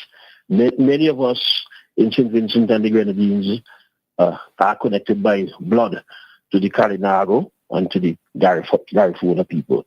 I, of course, would like to tap myself on the shoulder a bit, because back in 2013, I actually started a petition to on change.org to stop this sale of Baliso, and I had been calling various radio programs in St. Vincent and the Grenadines to try to sensitize. I'm not saying in any way it's connected to this, but what we do know is that when people come together, whether in one setting or in various settings, and advocate for meaningful things to happen, that it's likely to happen. Okay, so again, I want to congratulate the government and the people. And I myself had never visited it, but visited Baliso. But definitely when I return to St. Vincent, that's my mission, to visit Baliso. And of course, I would like to visit Belize also. I am told that it's and it could be quite an evocative experience, emotionally experience. Okay, so again, good discussion, and have a lovely Sunday. I guess I was hoping that sometime in the program that you might discuss the developments in the U.S. with regard to the threat of visa revocation, but I guess you could look at it next week and so on, because indeed in this month of national heritage, this conversation is timely. and should take precedence over any other conversation. So once again, thank you and have a very pleasant Sunday afternoon. And thank you for calling. Thank you, Marlon. Okay. All right, Marlon. All right, cool. Okay. Okay. Other persons may wish to speak on the question of the reclamation of Baliso into the national patrimony.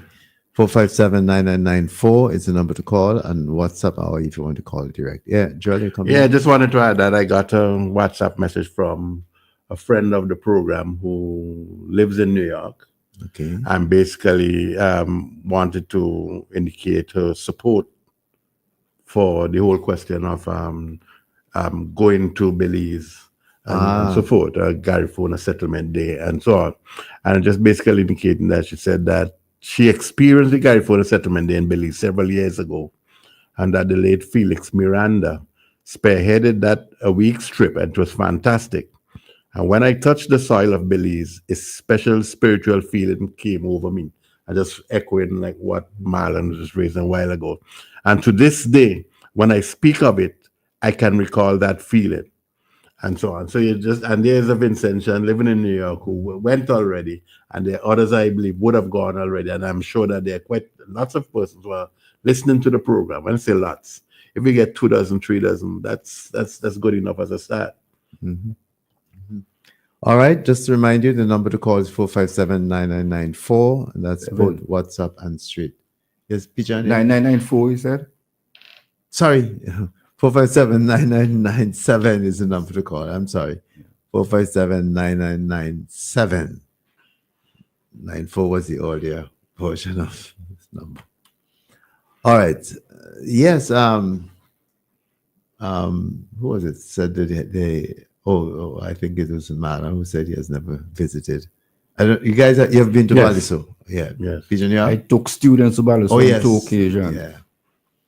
I've gone there a few times myself, and each time it's so emotional to walk up that slight incline and get to the top of the hill where we usually.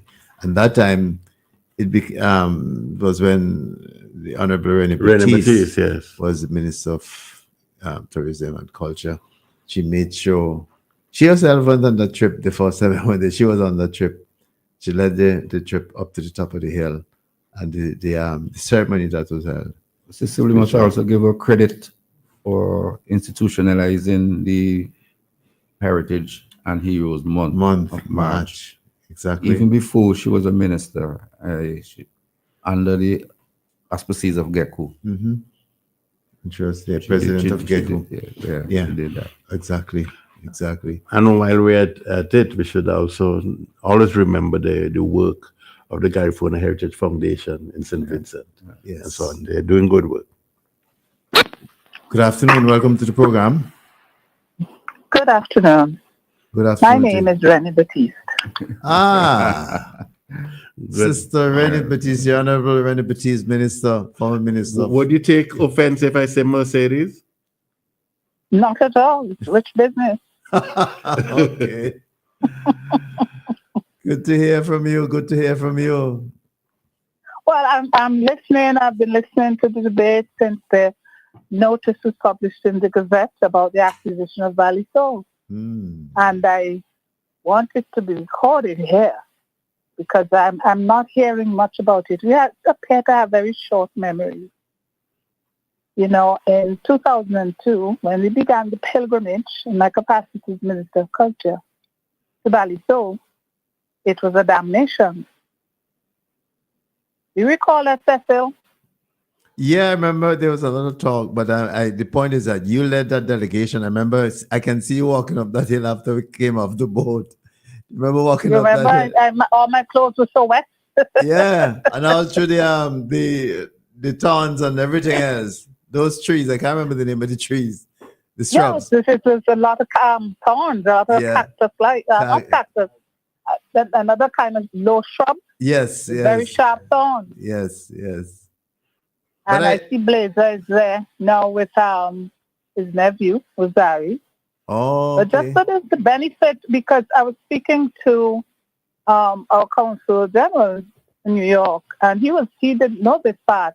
You see, because this is all of 23 years ago. Yes. When this pilgrimage started, we actually had students. I heard someone talking about students going over, which obviously they weren't listening around that time either.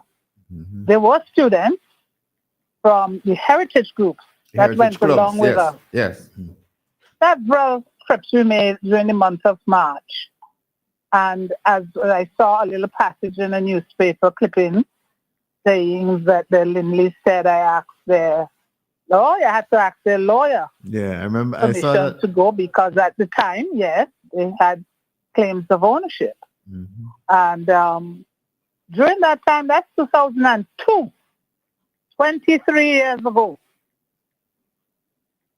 I want them to get into the heads of the intentions of today, because it's a new century. And memories are short-lived, like the little clips on Facebook for quite a few people. And we did it every year. Anthony Tibbles can witness, you can witness yourself, Blazer. I was The there. Rascals used to write poems on the way up. Remember that? That's right, yes. Used to write a poem moved by the scene of what Ballyso is in the 21st century.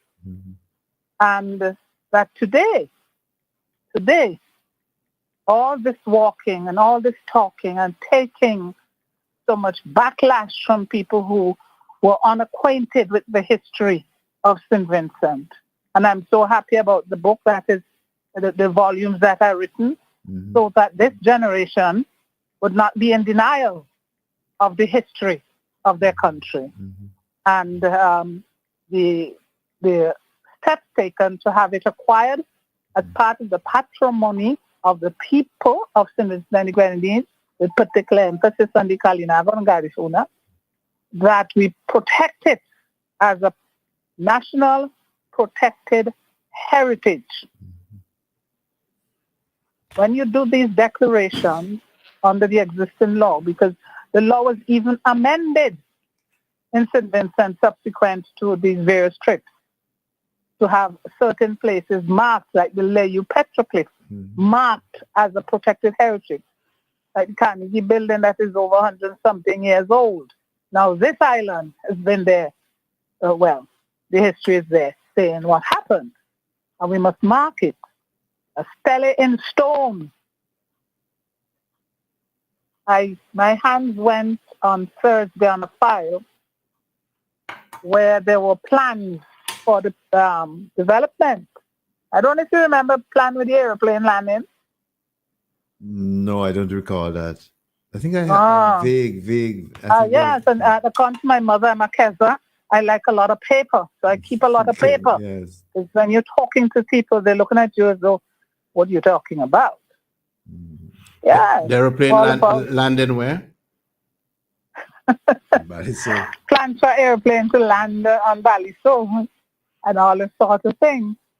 Oh. And what I am happy about is the declaration. Yes. So now we know, now we understand it's a place where there was genocide. People were killed. There's documentation of the number of children because those records exist. And I'm always telling young people who are in organizations, you don't destroy records. But Minister The British Batiste can have theirs from 1066, we can have ours. Yes.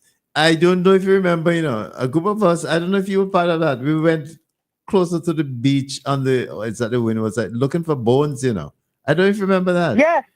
We went to look for human bones. Human bones. We wanted to see if we could have found human bones. Yes. And I think there was also a study done about the fishing area between Ballyso and Batoye. And Batoye, yes. Because it's the spawning ground for a lot of species of fish. Yes. There, and also there was documentation done of the bird life done Ballyso and Batoye, so that we have to keep the preservation intact. Because if we miss it in this century, we're hardly likely to get it back. Yes. You have to be very careful now. That what we do now, We cross the T's, dot the I's, and make sure that the next generation understands the value, the attachment. Why is our blood so attached to this? Because it's blood for blood on that land. And we have to maintain the pilgrimage, so you continue to put it in the mind, and it must be part of the cultural fabric of our country, that we have in this century reclaimed our patrimony. And why is it important to have Baliso back for the people? Why? Thank you. And thank you very much for, first of all, Minister, for initiating that the first set of, well, the initial pilgrimage and subsequent ones. And also, thank you for calling the program this morning, for giving us that historical note and the reminder. Appreciate very much. And it is newsworthy. It is. Good afternoon. Welcome to the program. Good afternoon. Are you hearing me clearly? We're hearing you loud, but not too, there's a kind of scratch. But go ahead. I am Providence. Don't cut me off, please, yeah? We're not in the cutting off business. Yeah, but I usually get cut. I usually get cut off. No. Providence, just get to it. Sorry, Let's get to it. If that has been if I'm wrong in that, Well, you're wrong. You're wrong. Apologize, yeah? All right. So But just all right. let's get to the positive side. Beautiful. I'll get into the point. Now, I am haunted hearing the discussion now. You know what haunts me? When Senior Eustace raised the issue of offering the Garifuna people some recognition, offering them the ability to come and enjoy their native land. What did we say? Did our Prime Minister say, if you want them to come and take your land and take your work and so on? And what did you all say in response to his rejection of that offer by Mr. Eustace? Nobody said anything. Hardly anybody said anything. But now we are hearing a glorious thing. Yes, I salute Could I pause you for a minute, please? Yeah, You just remember I have credit. Yeah, you say an invitation to enjoy their land. Be specific. The proposal was to grant honorary citizenship to Garifuna. Right. Okay. And that is a whole configuration by itself. So don't make it sound as if there was a general invitation thrown out and the Prime Minister rejected it. No, but here the Prime Minister said he wanted to come and take over the land. Why didn't he suggest then? Why didn't he moderate it? Make some changes which would have seen the same impact that the Mr. Eustace was looking for. Because Mr. Eustace only wanted to be a sentimental thing that the people can come and enjoy the old homeland. That was the idea. And we would have benefited a lot because that would have been a connection of several million people abroad. Vincentians. We were broadening our horizons and our economic base. Ultimately, look, we have people coming here offering them citizenship and all that. And say they put employer people. Those people would have made a bigger impact on the rogue than we are feeling from some of the rogues who have come in here posing as big guns. Look at Ames. Ames came in here and got all sorts of facility and got where he is now in the jail. You see what I mean? So I am. This is what haunts me when I hear the discussion on Baliso. And as if you're doing such a great thing now, and you're always keen about it, I am disappointed. That haunts me, you know. I apologize for my maybe change of thing with your program there, but I must express that. And to even the minister, Mr. Daniel, didn't say anything, didn't defend his people. You catch that saddened me, and it will remain with me for a long time. So all the best to you all, and I am. Are you there? Yes, we are listening to you.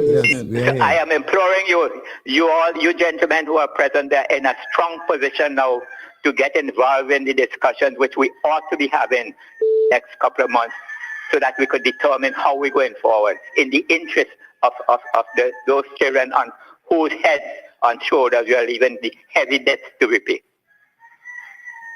But as I said, when the family fails, the society fails. Some of you there are members of strong families. Don't let the society fail. When they see the politicians going wrong, don't be afraid to offer suggestions. Notwithstanding that Mr. Matthew Thomas, who was a strong supporter, offered suggestion what to call what the dog. You know, don't be intimidated by that. There's a job to be done in the interest of the next generation of citizens, and all of us who has the capacity has to undertake his share of the burden. Thank you very much for listening, my friend. Thank you for calling and contributing to our discussion on the question of the reclamation of Baliso.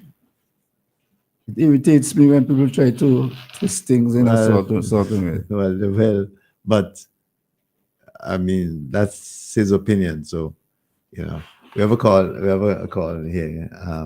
Let's go to it. Good afternoon. Welcome to the program. Hi, good afternoon. This is Ralph. Prime Minister, greetings and welcome to our program. Hi, how are you? I'm fine. Guys, good afternoon to you. And all the best to everyone. First of all, I want to thank you for speaking to this issue. Before I'm finished, I will talk about the falsehood of Mr. Providence just now. But that's unimportant, relatively speaking. The first point I'd like to make is that while we are talking about the Garifuna, and that is very important, we must not forget that not only Garifuna were taken to Baliso, but also Kalinagos. Yes. So we must keep speaking about the Kalinago and the Garifuna, because between the 26th of July, 1796, and February the 2nd, 1797, 4,776 persons from St. Vincent were forcibly taken to Baliso for this 7 months. Those who survived were there for roughly 7 months.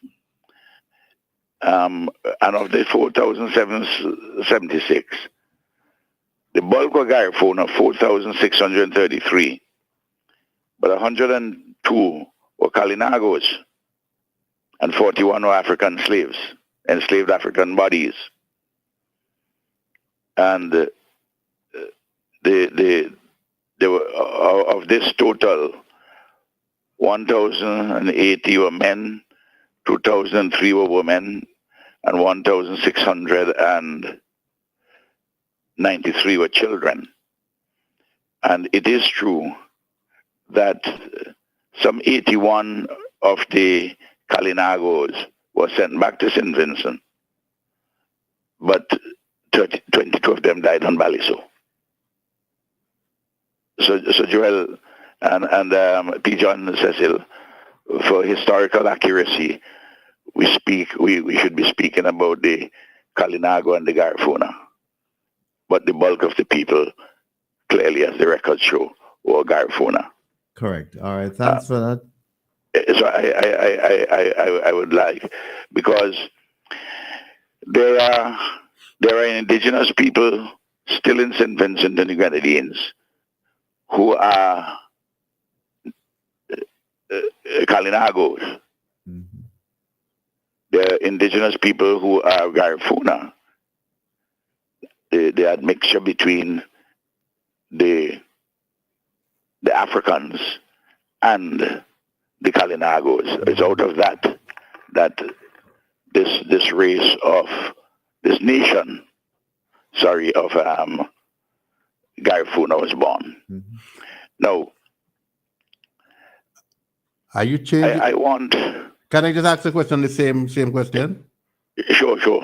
Yes. Do you subscribe to the thesis that these persons, the 4,790 odd, was sent to Baliso to die, and that is not a question. I'm satisfied that that is the case. Okay, and then I'm satisfied that that is the case. In fact, as early as 1765, which is just 2 years after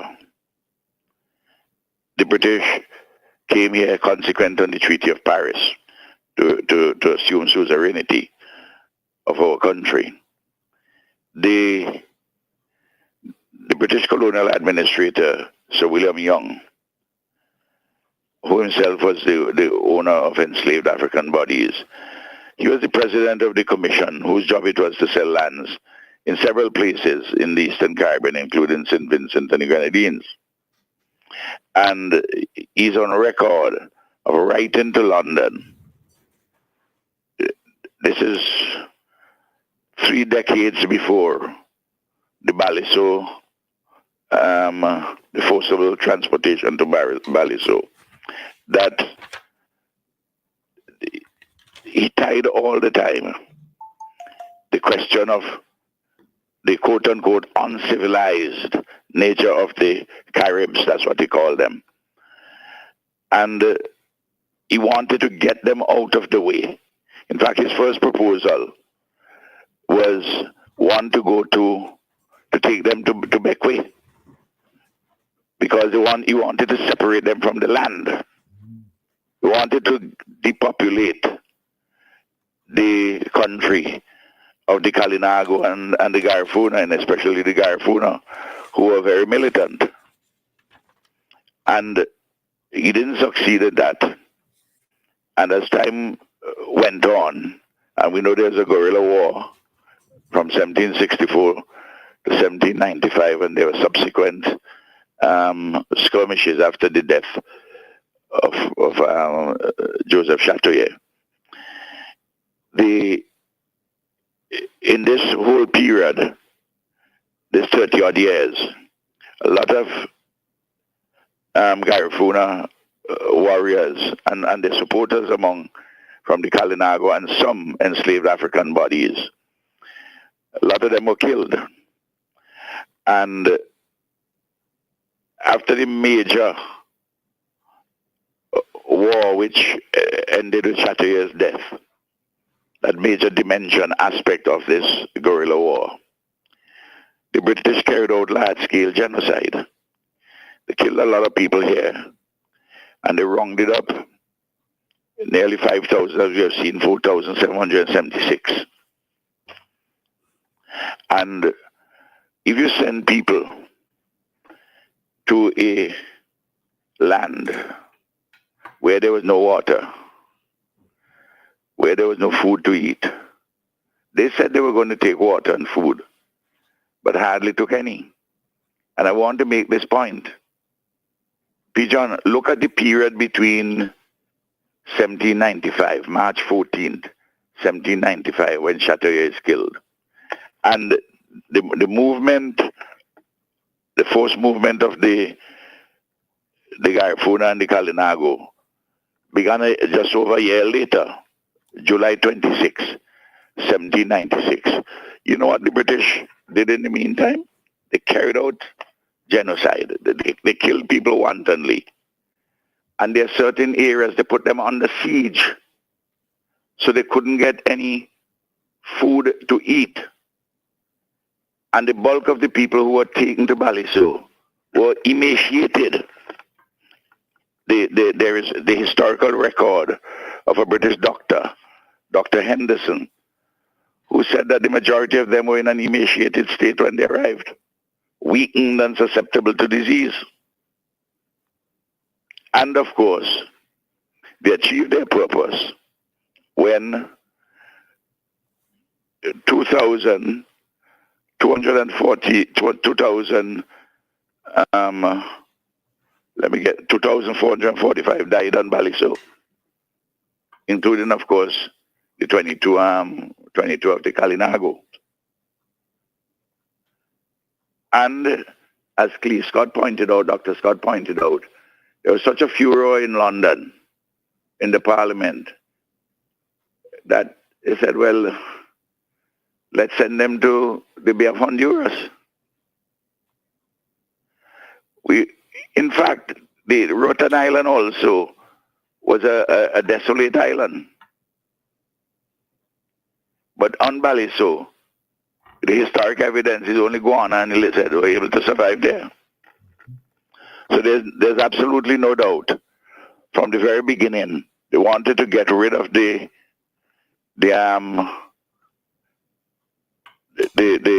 Garifuna and the Kalinago, as many of them as they possibly can, so that they can control the land. Because after 1795 and then 1797, they forced transportation to Rotan Island.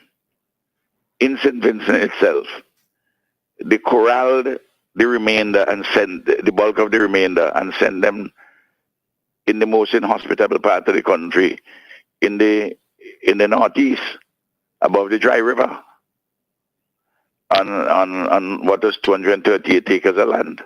Of course, there were pockets in Greg's and also down in Rosebank and here and there. So it was clear. In fact, if you Pigeon, the estimate, there was no census, but the estimate of the number of Garifuna and Kalinago is in the region of 9,000. But at the time when you had 9,000 Kalinago and Garifuna in 1795, or in the 1790s, you had at the time in the region of 20,000 enslaved African bodies. They were not the only people on St. Vincent, because from 1764, the British started to bring Africans and enslave them. They seized them in West Africa, West and Central Africa. In fact, by 1795, they had brought, between 1764 and 1795, they had brought 40,489 Africans, enslaved their bodies. Of course, there was so much death.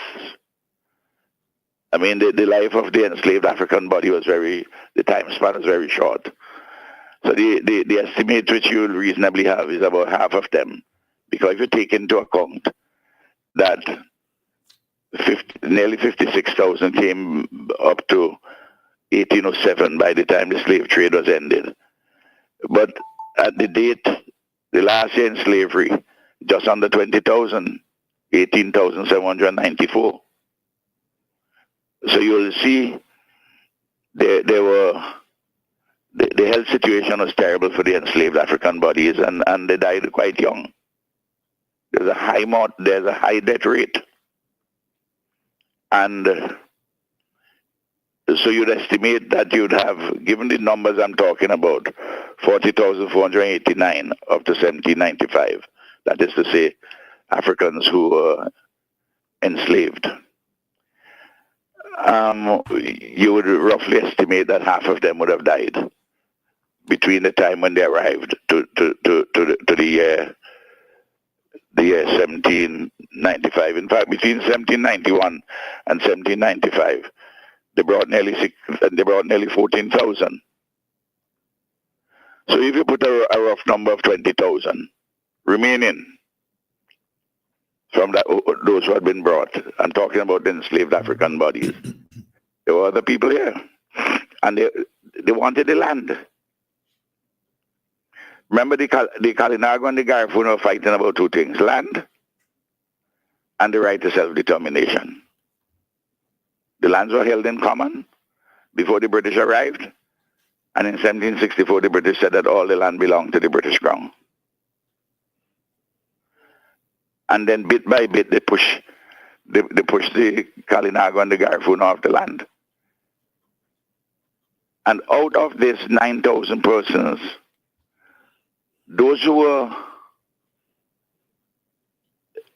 died, those who were killed on St. Vincent, the rough estimates, the genocide which was carried out here, including the 2,445 who died in Baliso. And then the rest, the 2,248 who embarked on the journey to Rotan Island. In all, it would amount to about 80% of the Kalinago Garifuna Nation. So in a short period of time, the 80%, over 80% of the indigenous population either died in St. Vincent through the war and genocide, or in Baliso, or those transported forcibly to Rotan Island. And the rest was a small number. So you ask me the question, I give you the data, and I give you statements which had been made by various persons, including the colonial administrators, like Young and so forth. Now, But sorry, effectively though, would you say that with the 81 Kalinago being returned to St. Vincent, and it's basically the Garifuna who went on to Rotan Island from Baliso? absolutely. Okay. Yes. Because the bulk of them who were taken in any case, as I said, was 4,633 Garifuna compared to 102 Kalinagos and 41 enslaved Africans. I just presumed that those enslaved African bodies sided with the Kalinago and the Garifuna. Yes. But I just always want us not to divide Kalinago from Garifuna. You see the point I'm making? Appreciate it, yes. No. We have acquired Baliso. And I made it very plain that Batavia would be kept as a sanctuary. Nobody will get any permission, a bird sanctuary, natural habitat. Nobody will get any planning permission to do anything there. So that's where that is. What the government wants to do, and we are in the early stages of shaping a commission, a task force, which will carry out discussion as to the sort of things we should be doing on Baliso. And we'll get ideas from a number of different people. I have my own ideas, and they will come into the mix. The government, other persons have ideas. You, Joel, have some. Different persons have mentioned different things. But clearly, it's going to be an expensive venture to develop Baliso as a historic, cultural, important memorial site. To begin with, you have to put in certain basic infrastructure. Joel, you have to have a port. You have to have a wharf, a jetty. You see the point I'm making there? Then you have to put in roads. You have to have the facilities for electricity, for energy. You have to have systems in place there for water. And of course, the buildings which you're going to put up and the memorials which you will put up. And there will persons who would be living on the island, because you just can't have a memorial there with nobody living on the island to take care of the place. Undoubtedly, some persons would go and come on a daily basis. You see what I mean, Pijon? Yes. But so you need a master plan.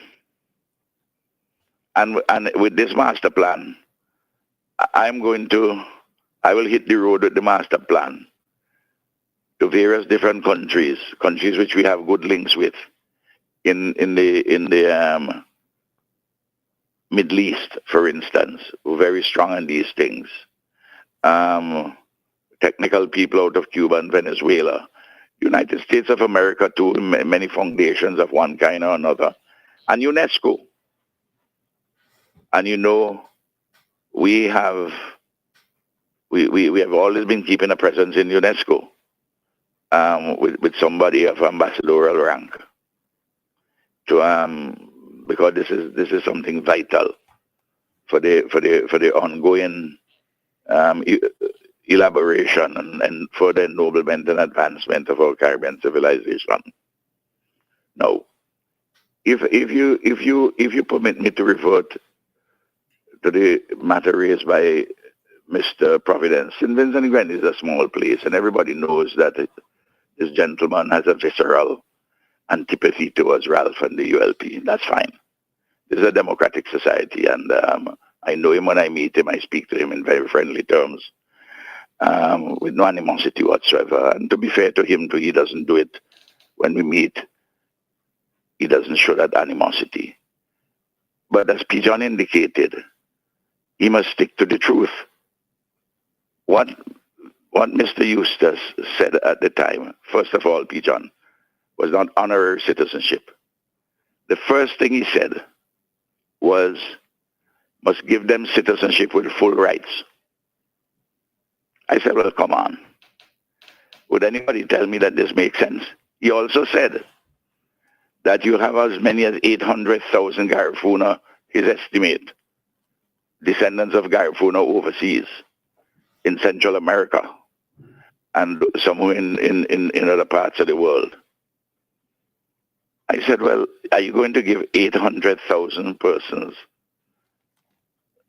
or a large number, even half of them, or even 200,000, or even 10,000 citizenship in a small country and give them the full rights when you're not giving, even at the time, second generation Vincentians the opportunity to apply for citizenship? Then I said, let us assume you get past that kind of consideration. Who is a Garifuna? Somebody who declares himself to be a Garifuna, himself or herself, or you're going to do a DNA? Is there a special DNA? I raised a lot of practical questions. And it must not be forgotten that the proposal which was made by persons who spoke on behalf of the NDP with this matter, they said there are 1,600 acres of land in the Grand Sable area, which was prime Garifuna land, which could be given to those people who are coming as citizens, the Garifuna, whom they said to come as citizens. I said, but you all don't know the land reform which has taken place there. There's hardly any government land in the former Grand Sable estate. The land is all among small farmers. I say, are you going to take away the land from these small farmers who are here, born and bred in St. Vincent, to give a fifth generation, sixth generation, whatever it is, Pigeon was born in Honduras? Those are the practical questions which I raised. And then he amended the issue to an honorary citizenship. Check the records. Because we must not forget a gentleman known as Mr. Wellington Ramos, whom the Garifuna community globally look upon askance, came here campaigning for the NDP, was on the platform. We must state all the historical facts, you know. I made the point. I said we are building very carefully the issue of the relationship with the Garifuna in Central America and elsewhere.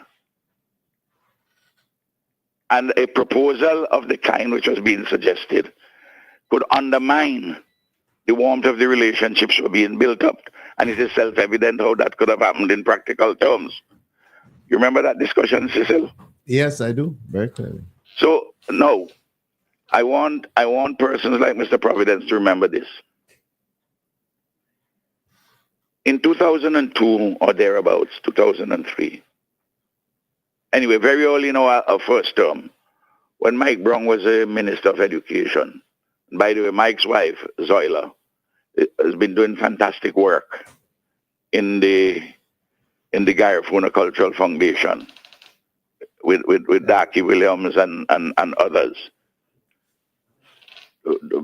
Build up awareness as a very important non-governmental organization about the role of Garifuna here and elsewhere.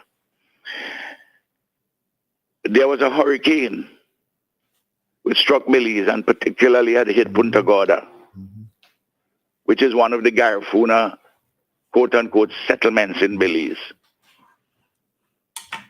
We took a decision at cabinet, and Mike went about with his teams and other members of the government across the primary and secondary schools in St. Vincent and asked each student to put $1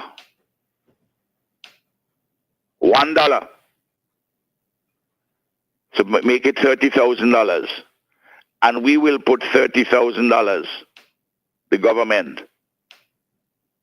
to give to Belize, because we wanted that to educate children, use the opportunity to educate children. Who, other than a few people here, Pijan at the time, were not talking about Garifuna and Kalinago. The only certain quote-unquote educated researchers were doing that kind of talk. And persons like myself, with those skills and with a political consciousness, I myself took the check and delivered it to the Prime Minister, Said Musa, in Belize. And we then also lent from the NIS $10 million to the Belizean government to help with the reconstruction of the community there. These are historical facts. And I want to go to another important historical milestone.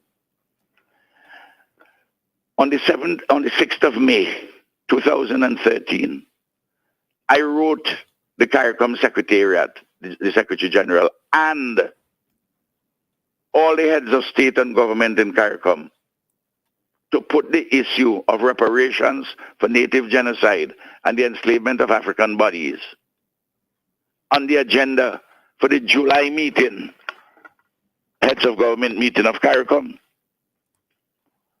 And it was item 12 on the agenda. I got a paper prepared by Professor Beckles, Hilary Beckles, who had written a book called Britain's Black Death, Reparations for Caribbean Slavery and Native Genocide. And I urged him to give a copy to each head of state and government. And I had done a review of that book at its launch at UWI Mona, Jamaica on May the 2nd. And that review, which was extensive, that review was also part of the documentation before CARICOM. And out of that meeting, it was agreed for us to set up a CARICOM Reparations Commission. And then, a few months later, we approved the plan. It's the government of St. Vincent and the Grenadines who did this. And at the time when we talked about reparations for native genocide and the enslavement of African persons, the NDP said, the leadership, including Mr. Eustace, said that I am only diverting people from the failed policies of the government. I can't deal with unemployment, I can't deal with this, I can't deal with that. And that this thing about reparations is a pipe dream. And then, what you're going to do? You're going to calculate all what Britain gave us as granting aid against what you owe. He said this is a fantasy tale. Well, I notice that the discussion on reparations have gone now global. And we see what has happened in CARICOM. And I'm happy to see that the NDP is now joining saying they're supporting reparations. I'm always interested in sticking to the record, but if you want, Mr. Providence, please don't distort what took place. that's just correcting the record. I just deal with the more important things up front. And we thank you very much, Prime Minister, for that. May I just ask a question as a follow-on? Sure. Gustavo Santos, the councilman from New York who was here, in the studio, his words, he said that he's so happy now with the acquisition of Bali so that we can now go to St. Vincent. We don't have to go to Honduras as before. And I feel that I belong here now. He said, in other words, he has a sense of belonging. How do you see us forging closer links with the Garifuna people, regardless of where they reside, and St. Vincent and the Grenadines? Well, let me say this. I had requested of the former Governor General, Sir Frederick Ballantyne, to head a delegation to Honduras and into the Garifuna community to establish a link. I myself, as I've said, I've been to Belize. I've been to Bluefields in Nicaragua. It's an amazing place. Pigeon, you should try to go to Bluefields. Bluefields is an English-speaking enclave in a Spanish country, you know. The British were in charge of Bluefields for quite a while, before the time of independence, with Nicaragua. You go inside a restaurant, people speak both English and Spanish. And you're quite correct, there are significant number of Garifuna there.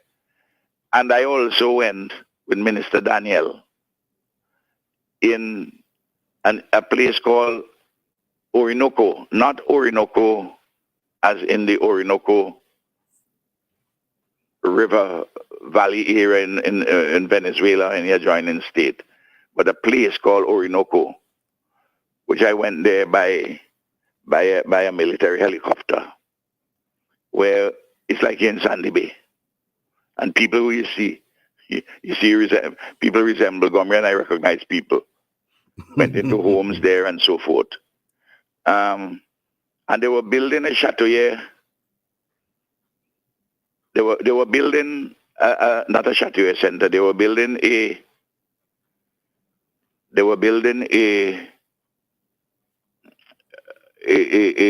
community center.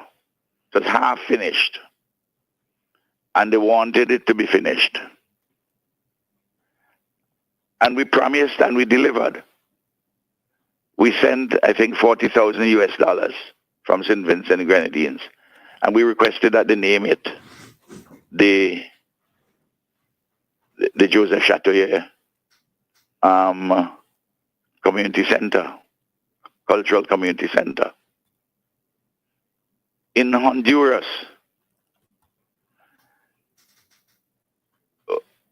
our government has established very close links with Manuel Zelaya, who is the husband of the current president in Honduras. And when Manuel Zelaya was overthrown in a constitutional coup, which was supported by Hillary Clinton, and I came out strongly in defense of Manuel Zelaya and his government, the Americans sent a delegation to me and asked me why I'm so strong on this question. They didn't know the connection between ourselves here in St. Vincent and the Garifuna in Honduras. And very critically, Manuel Zelaya, when he was in a former position, promoted the Garifuna, and in his presidency promoted them, had policies for their inclusion in Honduran society. And in fact, it is through that government that I learned, and persons associated with the government, that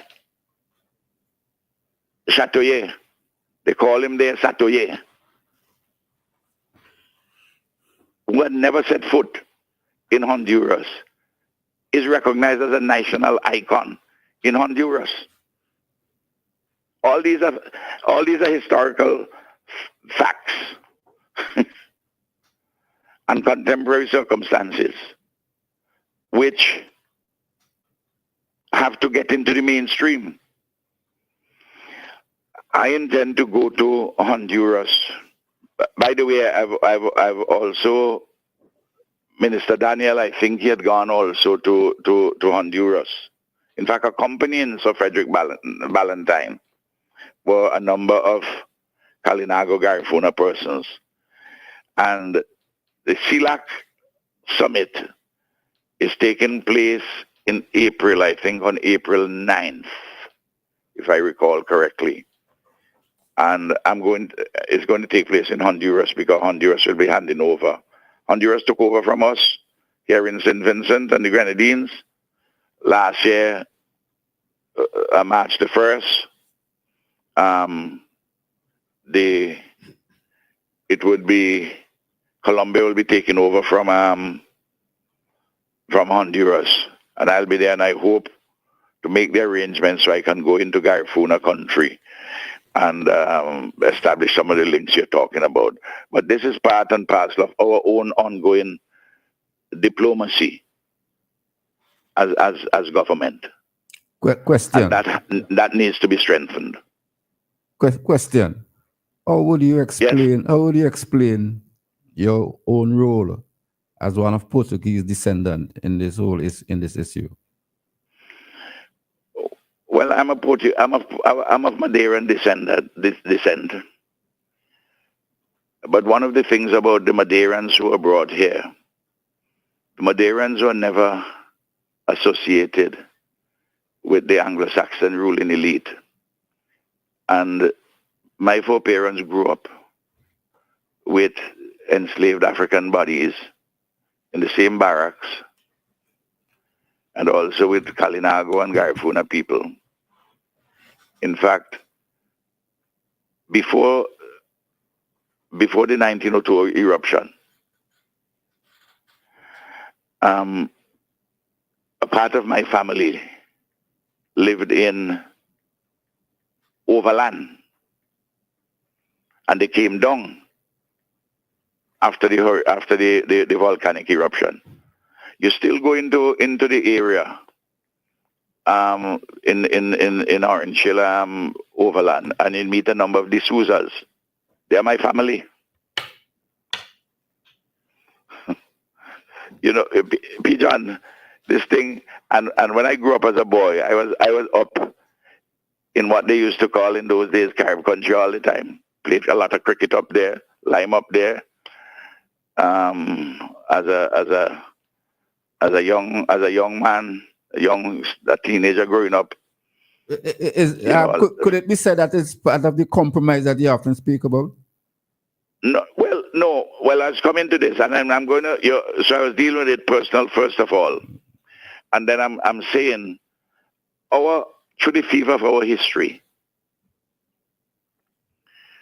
where we have moved from a society which was culturally plural, in which each ethnic, racial, cultural section had its own relatively distinct pattern of socio-cultural integration.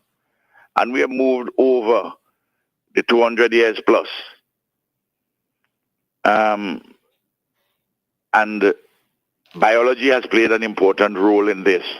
And there's been a creolization in the society that we are now more or less a homogeneous society grounded with a whole set of a core of central values, tried and tested values of our civilization, but with scars which are there from the past. This is why I quote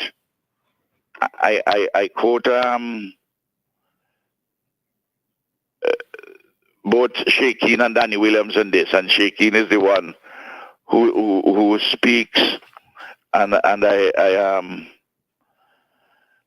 quote him to say, to understand the form of compromise I am, I must in my own voice ask how the whole thing run. To ask why I don't dream in the same language I live in, I must rise up among the syllables of my parents in the land which I am, and form a whole daughter and a whole son out of the compromise which I am. To understand history, I have to come home to ourselves. And as you know, I say that our Caribbean civilization, metaphorically, is a symphony. We are the songs of the indigenous people, the Garifuna and the Kalinago. We are the rhythm of Africa. We are the melody of Europe. We are the chords of Asia. And we are the homegrown lyrics of the Caribbean. And this creolization has taken place between within a special geographic space, landscape and seascape. And of course, in our civilization, there are dissonances. And these dissonances are dealt with either through our evolved cultural norms or through formal institutions like the lockouts and the parliament.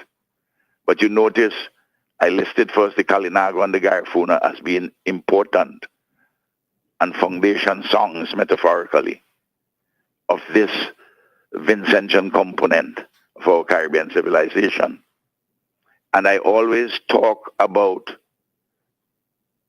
all of us. You notice in my speech on Friday, I spoke about that while today we are talking about the Kalinago and the Garifuna, we must not forget the enslaved African bodies, the numbers who had come, and the bulk of the population which we have. And we must not forget the Madeirans who came as indentured servants and the Indians who came later. And we must not forget also our recent compatriots, persons who have made this place their home from the Middle East, the newer arrivants. And as part of our civilization, and they who have had to come to terms with all the changing circumstances, the descendants of the Anglo-Saxon plantation commercial elites. Pigeon is a complicated business. Yes. And I talked about the necessity and desirability for reparations for native genocide and the enslavement of African bodies to repair the legacies of this genocide and the enslavement of African bodies. And I at the same time, I said the relationship between ourselves and Britain, that relationship has evolved. We reclaimed our independence in 1979, and we have developed mature relations with Britain. We have things upon which we agree and things upon which we disagree. And we work together as peoples in this world, on this earth, planet Earth, for peace and justice and prosperity and inclusiveness for all peoples, and to do so in a multilateral way. We have signed on to the 17 Sustainable Development Goals in 2015 at the United Nations. And there is an obligation we are enjoined to have an efficacious partnership with one another so that we can achieve the other 16 Sustainable Development Goals, those relating to reduction of poverty, creation of jobs, wealth, use of technology, health, education, and so on and so forth.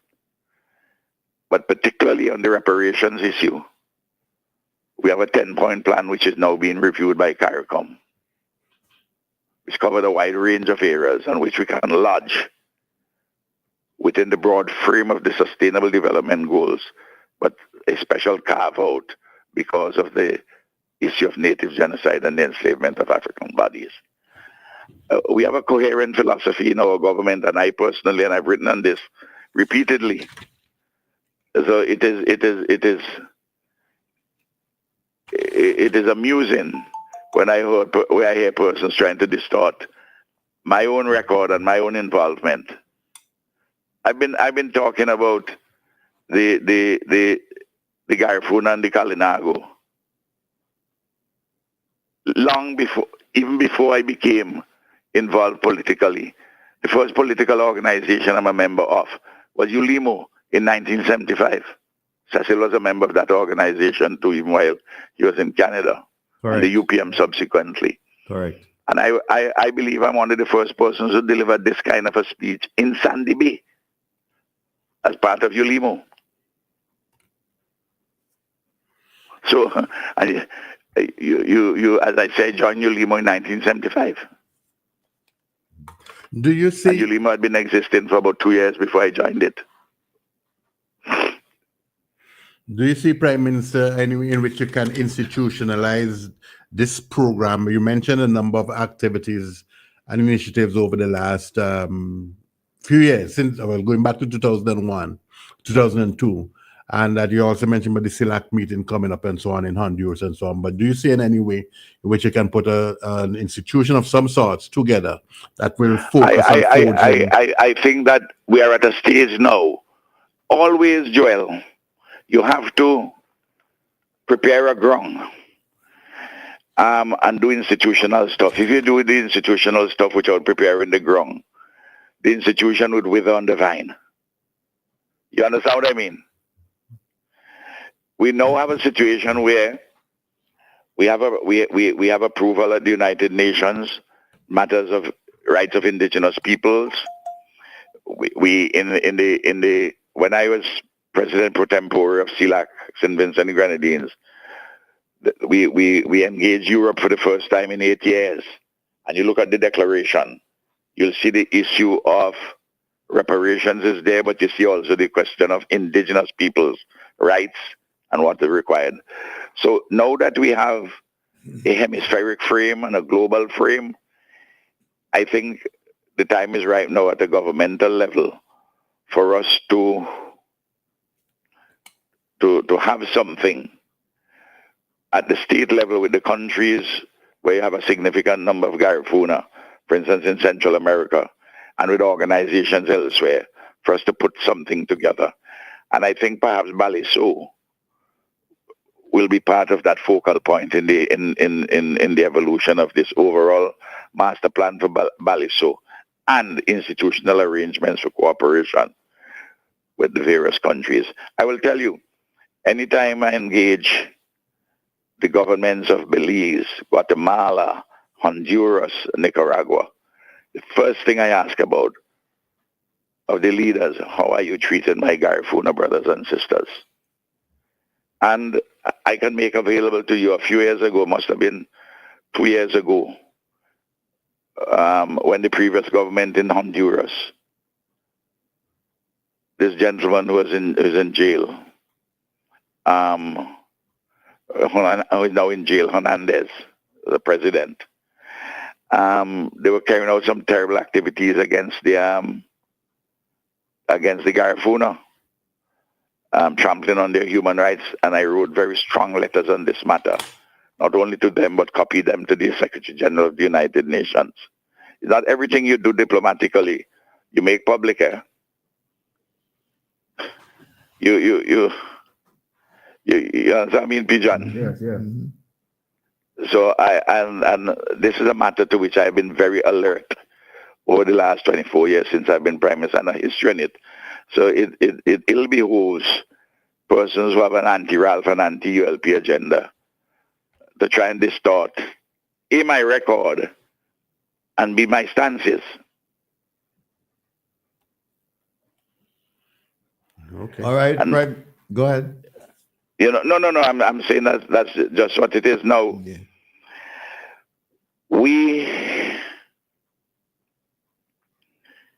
Within, as you would probably may be aware, even with groups across the world, with the growing significance of the Garifuna and the link with St. Vincent and the Grenadines, several different groups are arising, and there are contradictions between them, and problems. You know, and as we go ahead and do our work more and more, some of those contradictions will come to the fore. But we just keep our heads straight and do what is right and proper for the improvement of the lives of Garifuna and Kalinago people globally, very much so here in St. Vincent and the Grenadines, and to have them, this particular segment of our creolized Caribbean civilization and the Vincentian component of it, that this particular dimension of our history, our culture, our heritage, well recognized. One additional matter which came up tangentially in your discussion is the issue of the decolonization of names, and we should at least do some of them. Victoria Park, for instance, should be an easy one. On Murray's Road, I don't know whether people are going to take who living in Murray Village would want to say they change the name, even though the name of Murray is an odious one, as you yourself indicated, Joel. Yes. You know, Pigeon. Read up on Charles Gideon Murray. Read up on him, and you will see the fellow was to the right of the Conservative Party in the United Kingdom. The man was contemptuous of black people, contemptuous of the Kalinago and the Garifuna, and the reforms which were taken in Britain by the Labour Party after the Second World War revolted this man so much that he migrated to South Africa after the Nationalist Party in South Africa established apartheid in 1948. He died in South Africa under apartheid. He went there to die under apartheid. It's interesting how you can connect a lot of things happening in the world today and events that would have taken place within 1948 or 1912. A lot of things are related, or even 1797 and what transpired in the Middle East and Gaza today. There's so many similarities. Look, Joel. But I also learned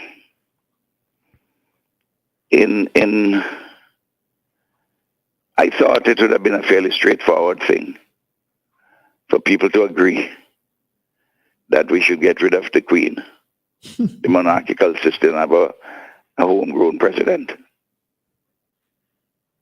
and for us to go to the CCJ in the constitutional reform.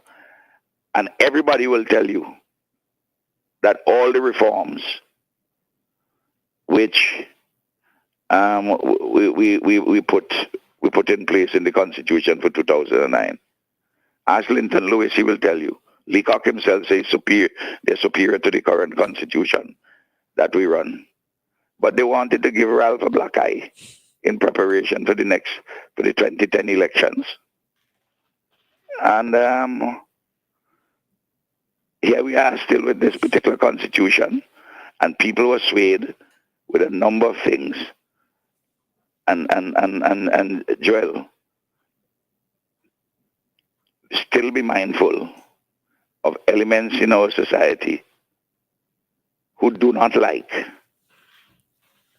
this thrust towards the strengthening of the Garifuna Kalinago dimension of our civilization.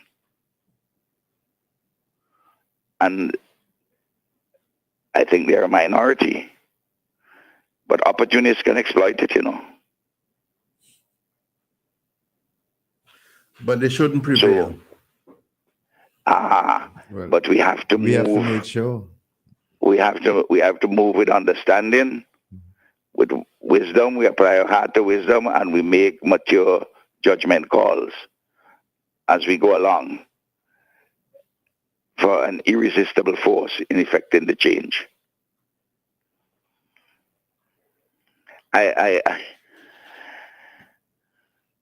Nowadays, I had to remind everybody at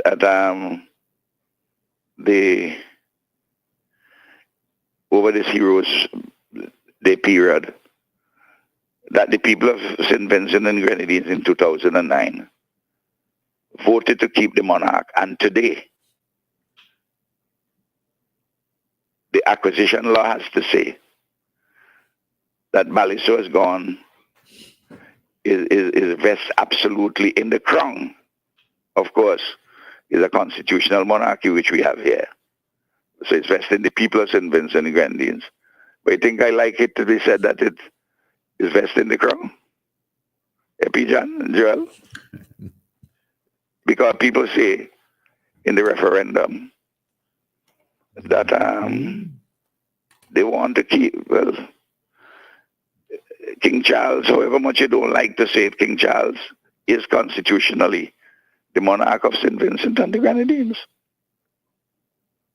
Well, Mr. Prime Minister, Painful, eh? Voting for the Constitution meant voting for other items that you did not agree with, even if you agreed with most. Yeah, but there's not one single item there was not one single item that anybody raised any substantial objection to. For instance, we say let us keep the preamble to the Constitution that the nation is founded on the belief. We reaffirm that our nation is founded on the belief in the supremacy of God and the freedom and dignity of man. And then other elements of that preamble relating to freedom and all the rest of it.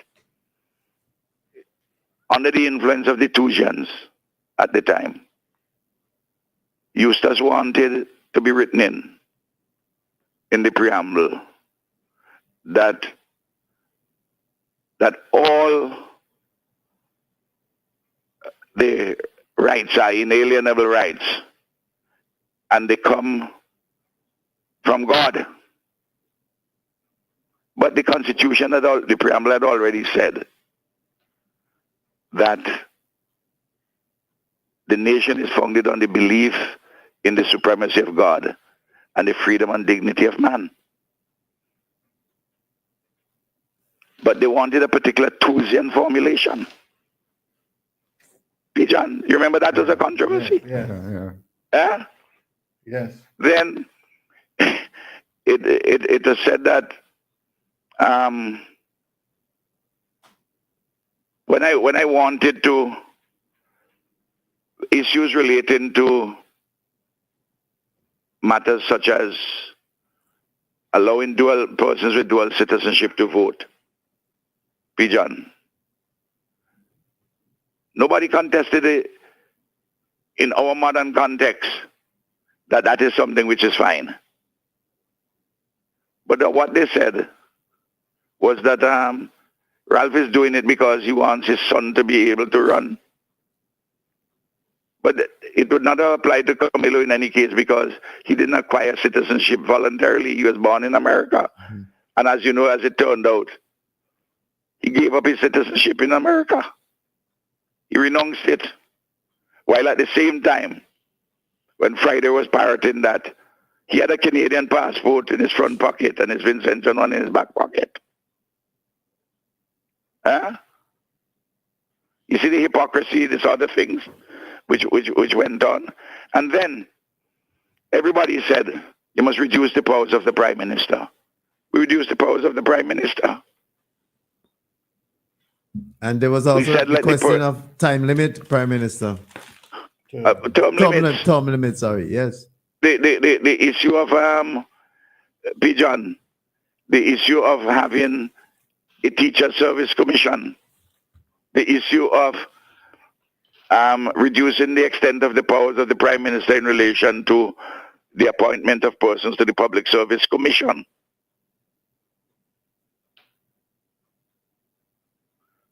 At the moment, I'm just only required to consult. Under the new constitution, the proposed constitution, the public servants would have had a right, their union would have had a right to name somebody. Mm-hmm. The Police Welfare Association, similarly, for the Police Service Commissioner, and the Teachers Union for the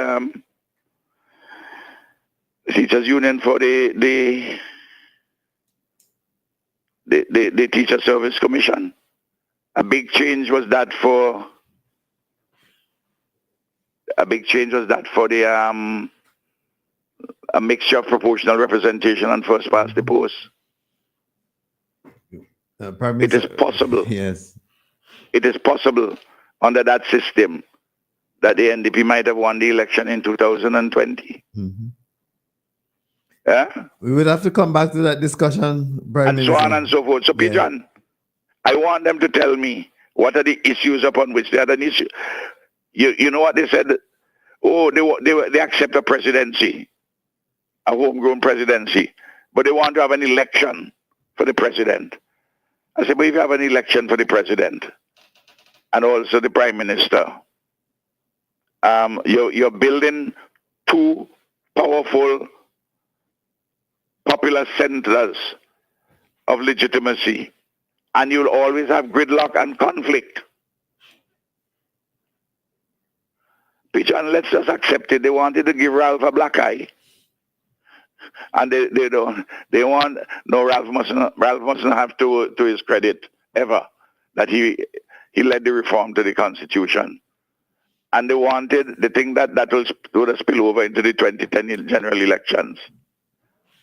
But the people saw a difference between the referendum and an election, as James Mitchell had warned them. But the final, the ultimate thing was the billboards, the two billboards. You have the billboards. You have. Listen, Pigeon, I will never forget that period. When strategic communication laboratories, these guys, the mind benders, influenced by Nazis, they said so in their profile. They financed by people who didn't want the Privy Council to be removed, people in Mustique and so on, and some other people who didn't want to remove the Queen. Spent a lot of money, Son Mitchell himself wrote a pamphlet. Son Mitchell said, I'm concerned only about two questions. I want the Privy Council to stand, I want the Queen to stand. He wrote a pamphlet on that. Just published by money from Mustique. Well, not the Mustique company, but from individuals in Mustique. Pigeon. The young people must be hearing these things for the first time. Just like now, they want to do the same thing with the passports. To see if they could unseat the government and replace it by a government which is going to move to China and to sell the passports and citizenship. Even though we see that is unsustainable and that is not in the interest of the people of St. Vincent and the Grenadines, but those are subjects for another time.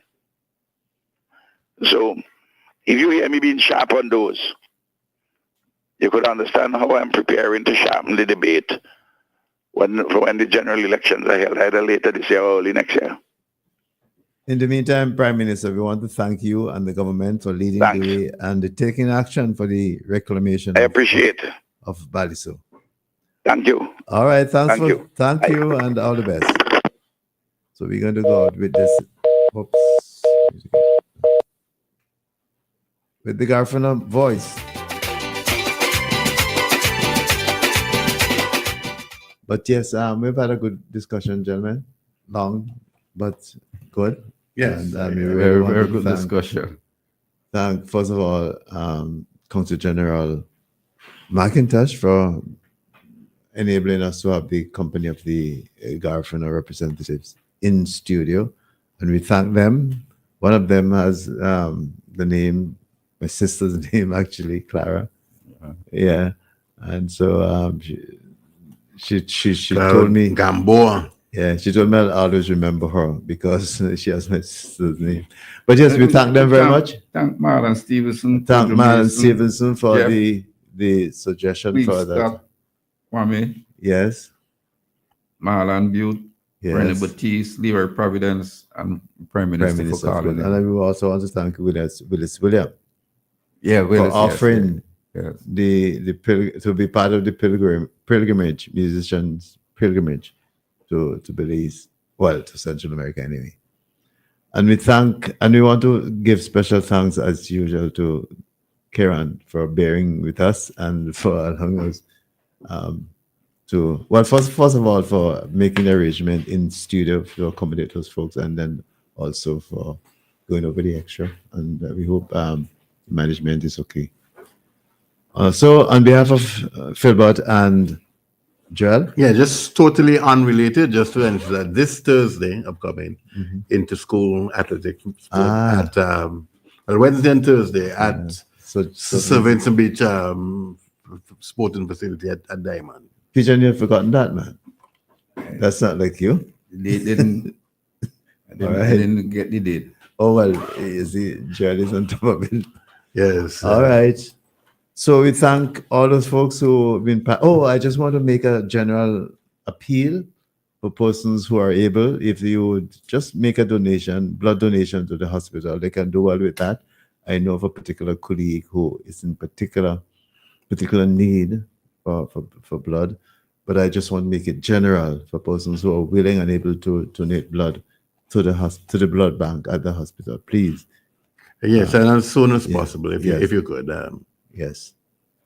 All right. So with that, we thank you very much for being part of our discussion today, and we want to wish you a very pleasant the rest of today. On behalf of Pigeon and Joel, my name is Cecil. Good morning. Good afternoon. Sorry about that. All right.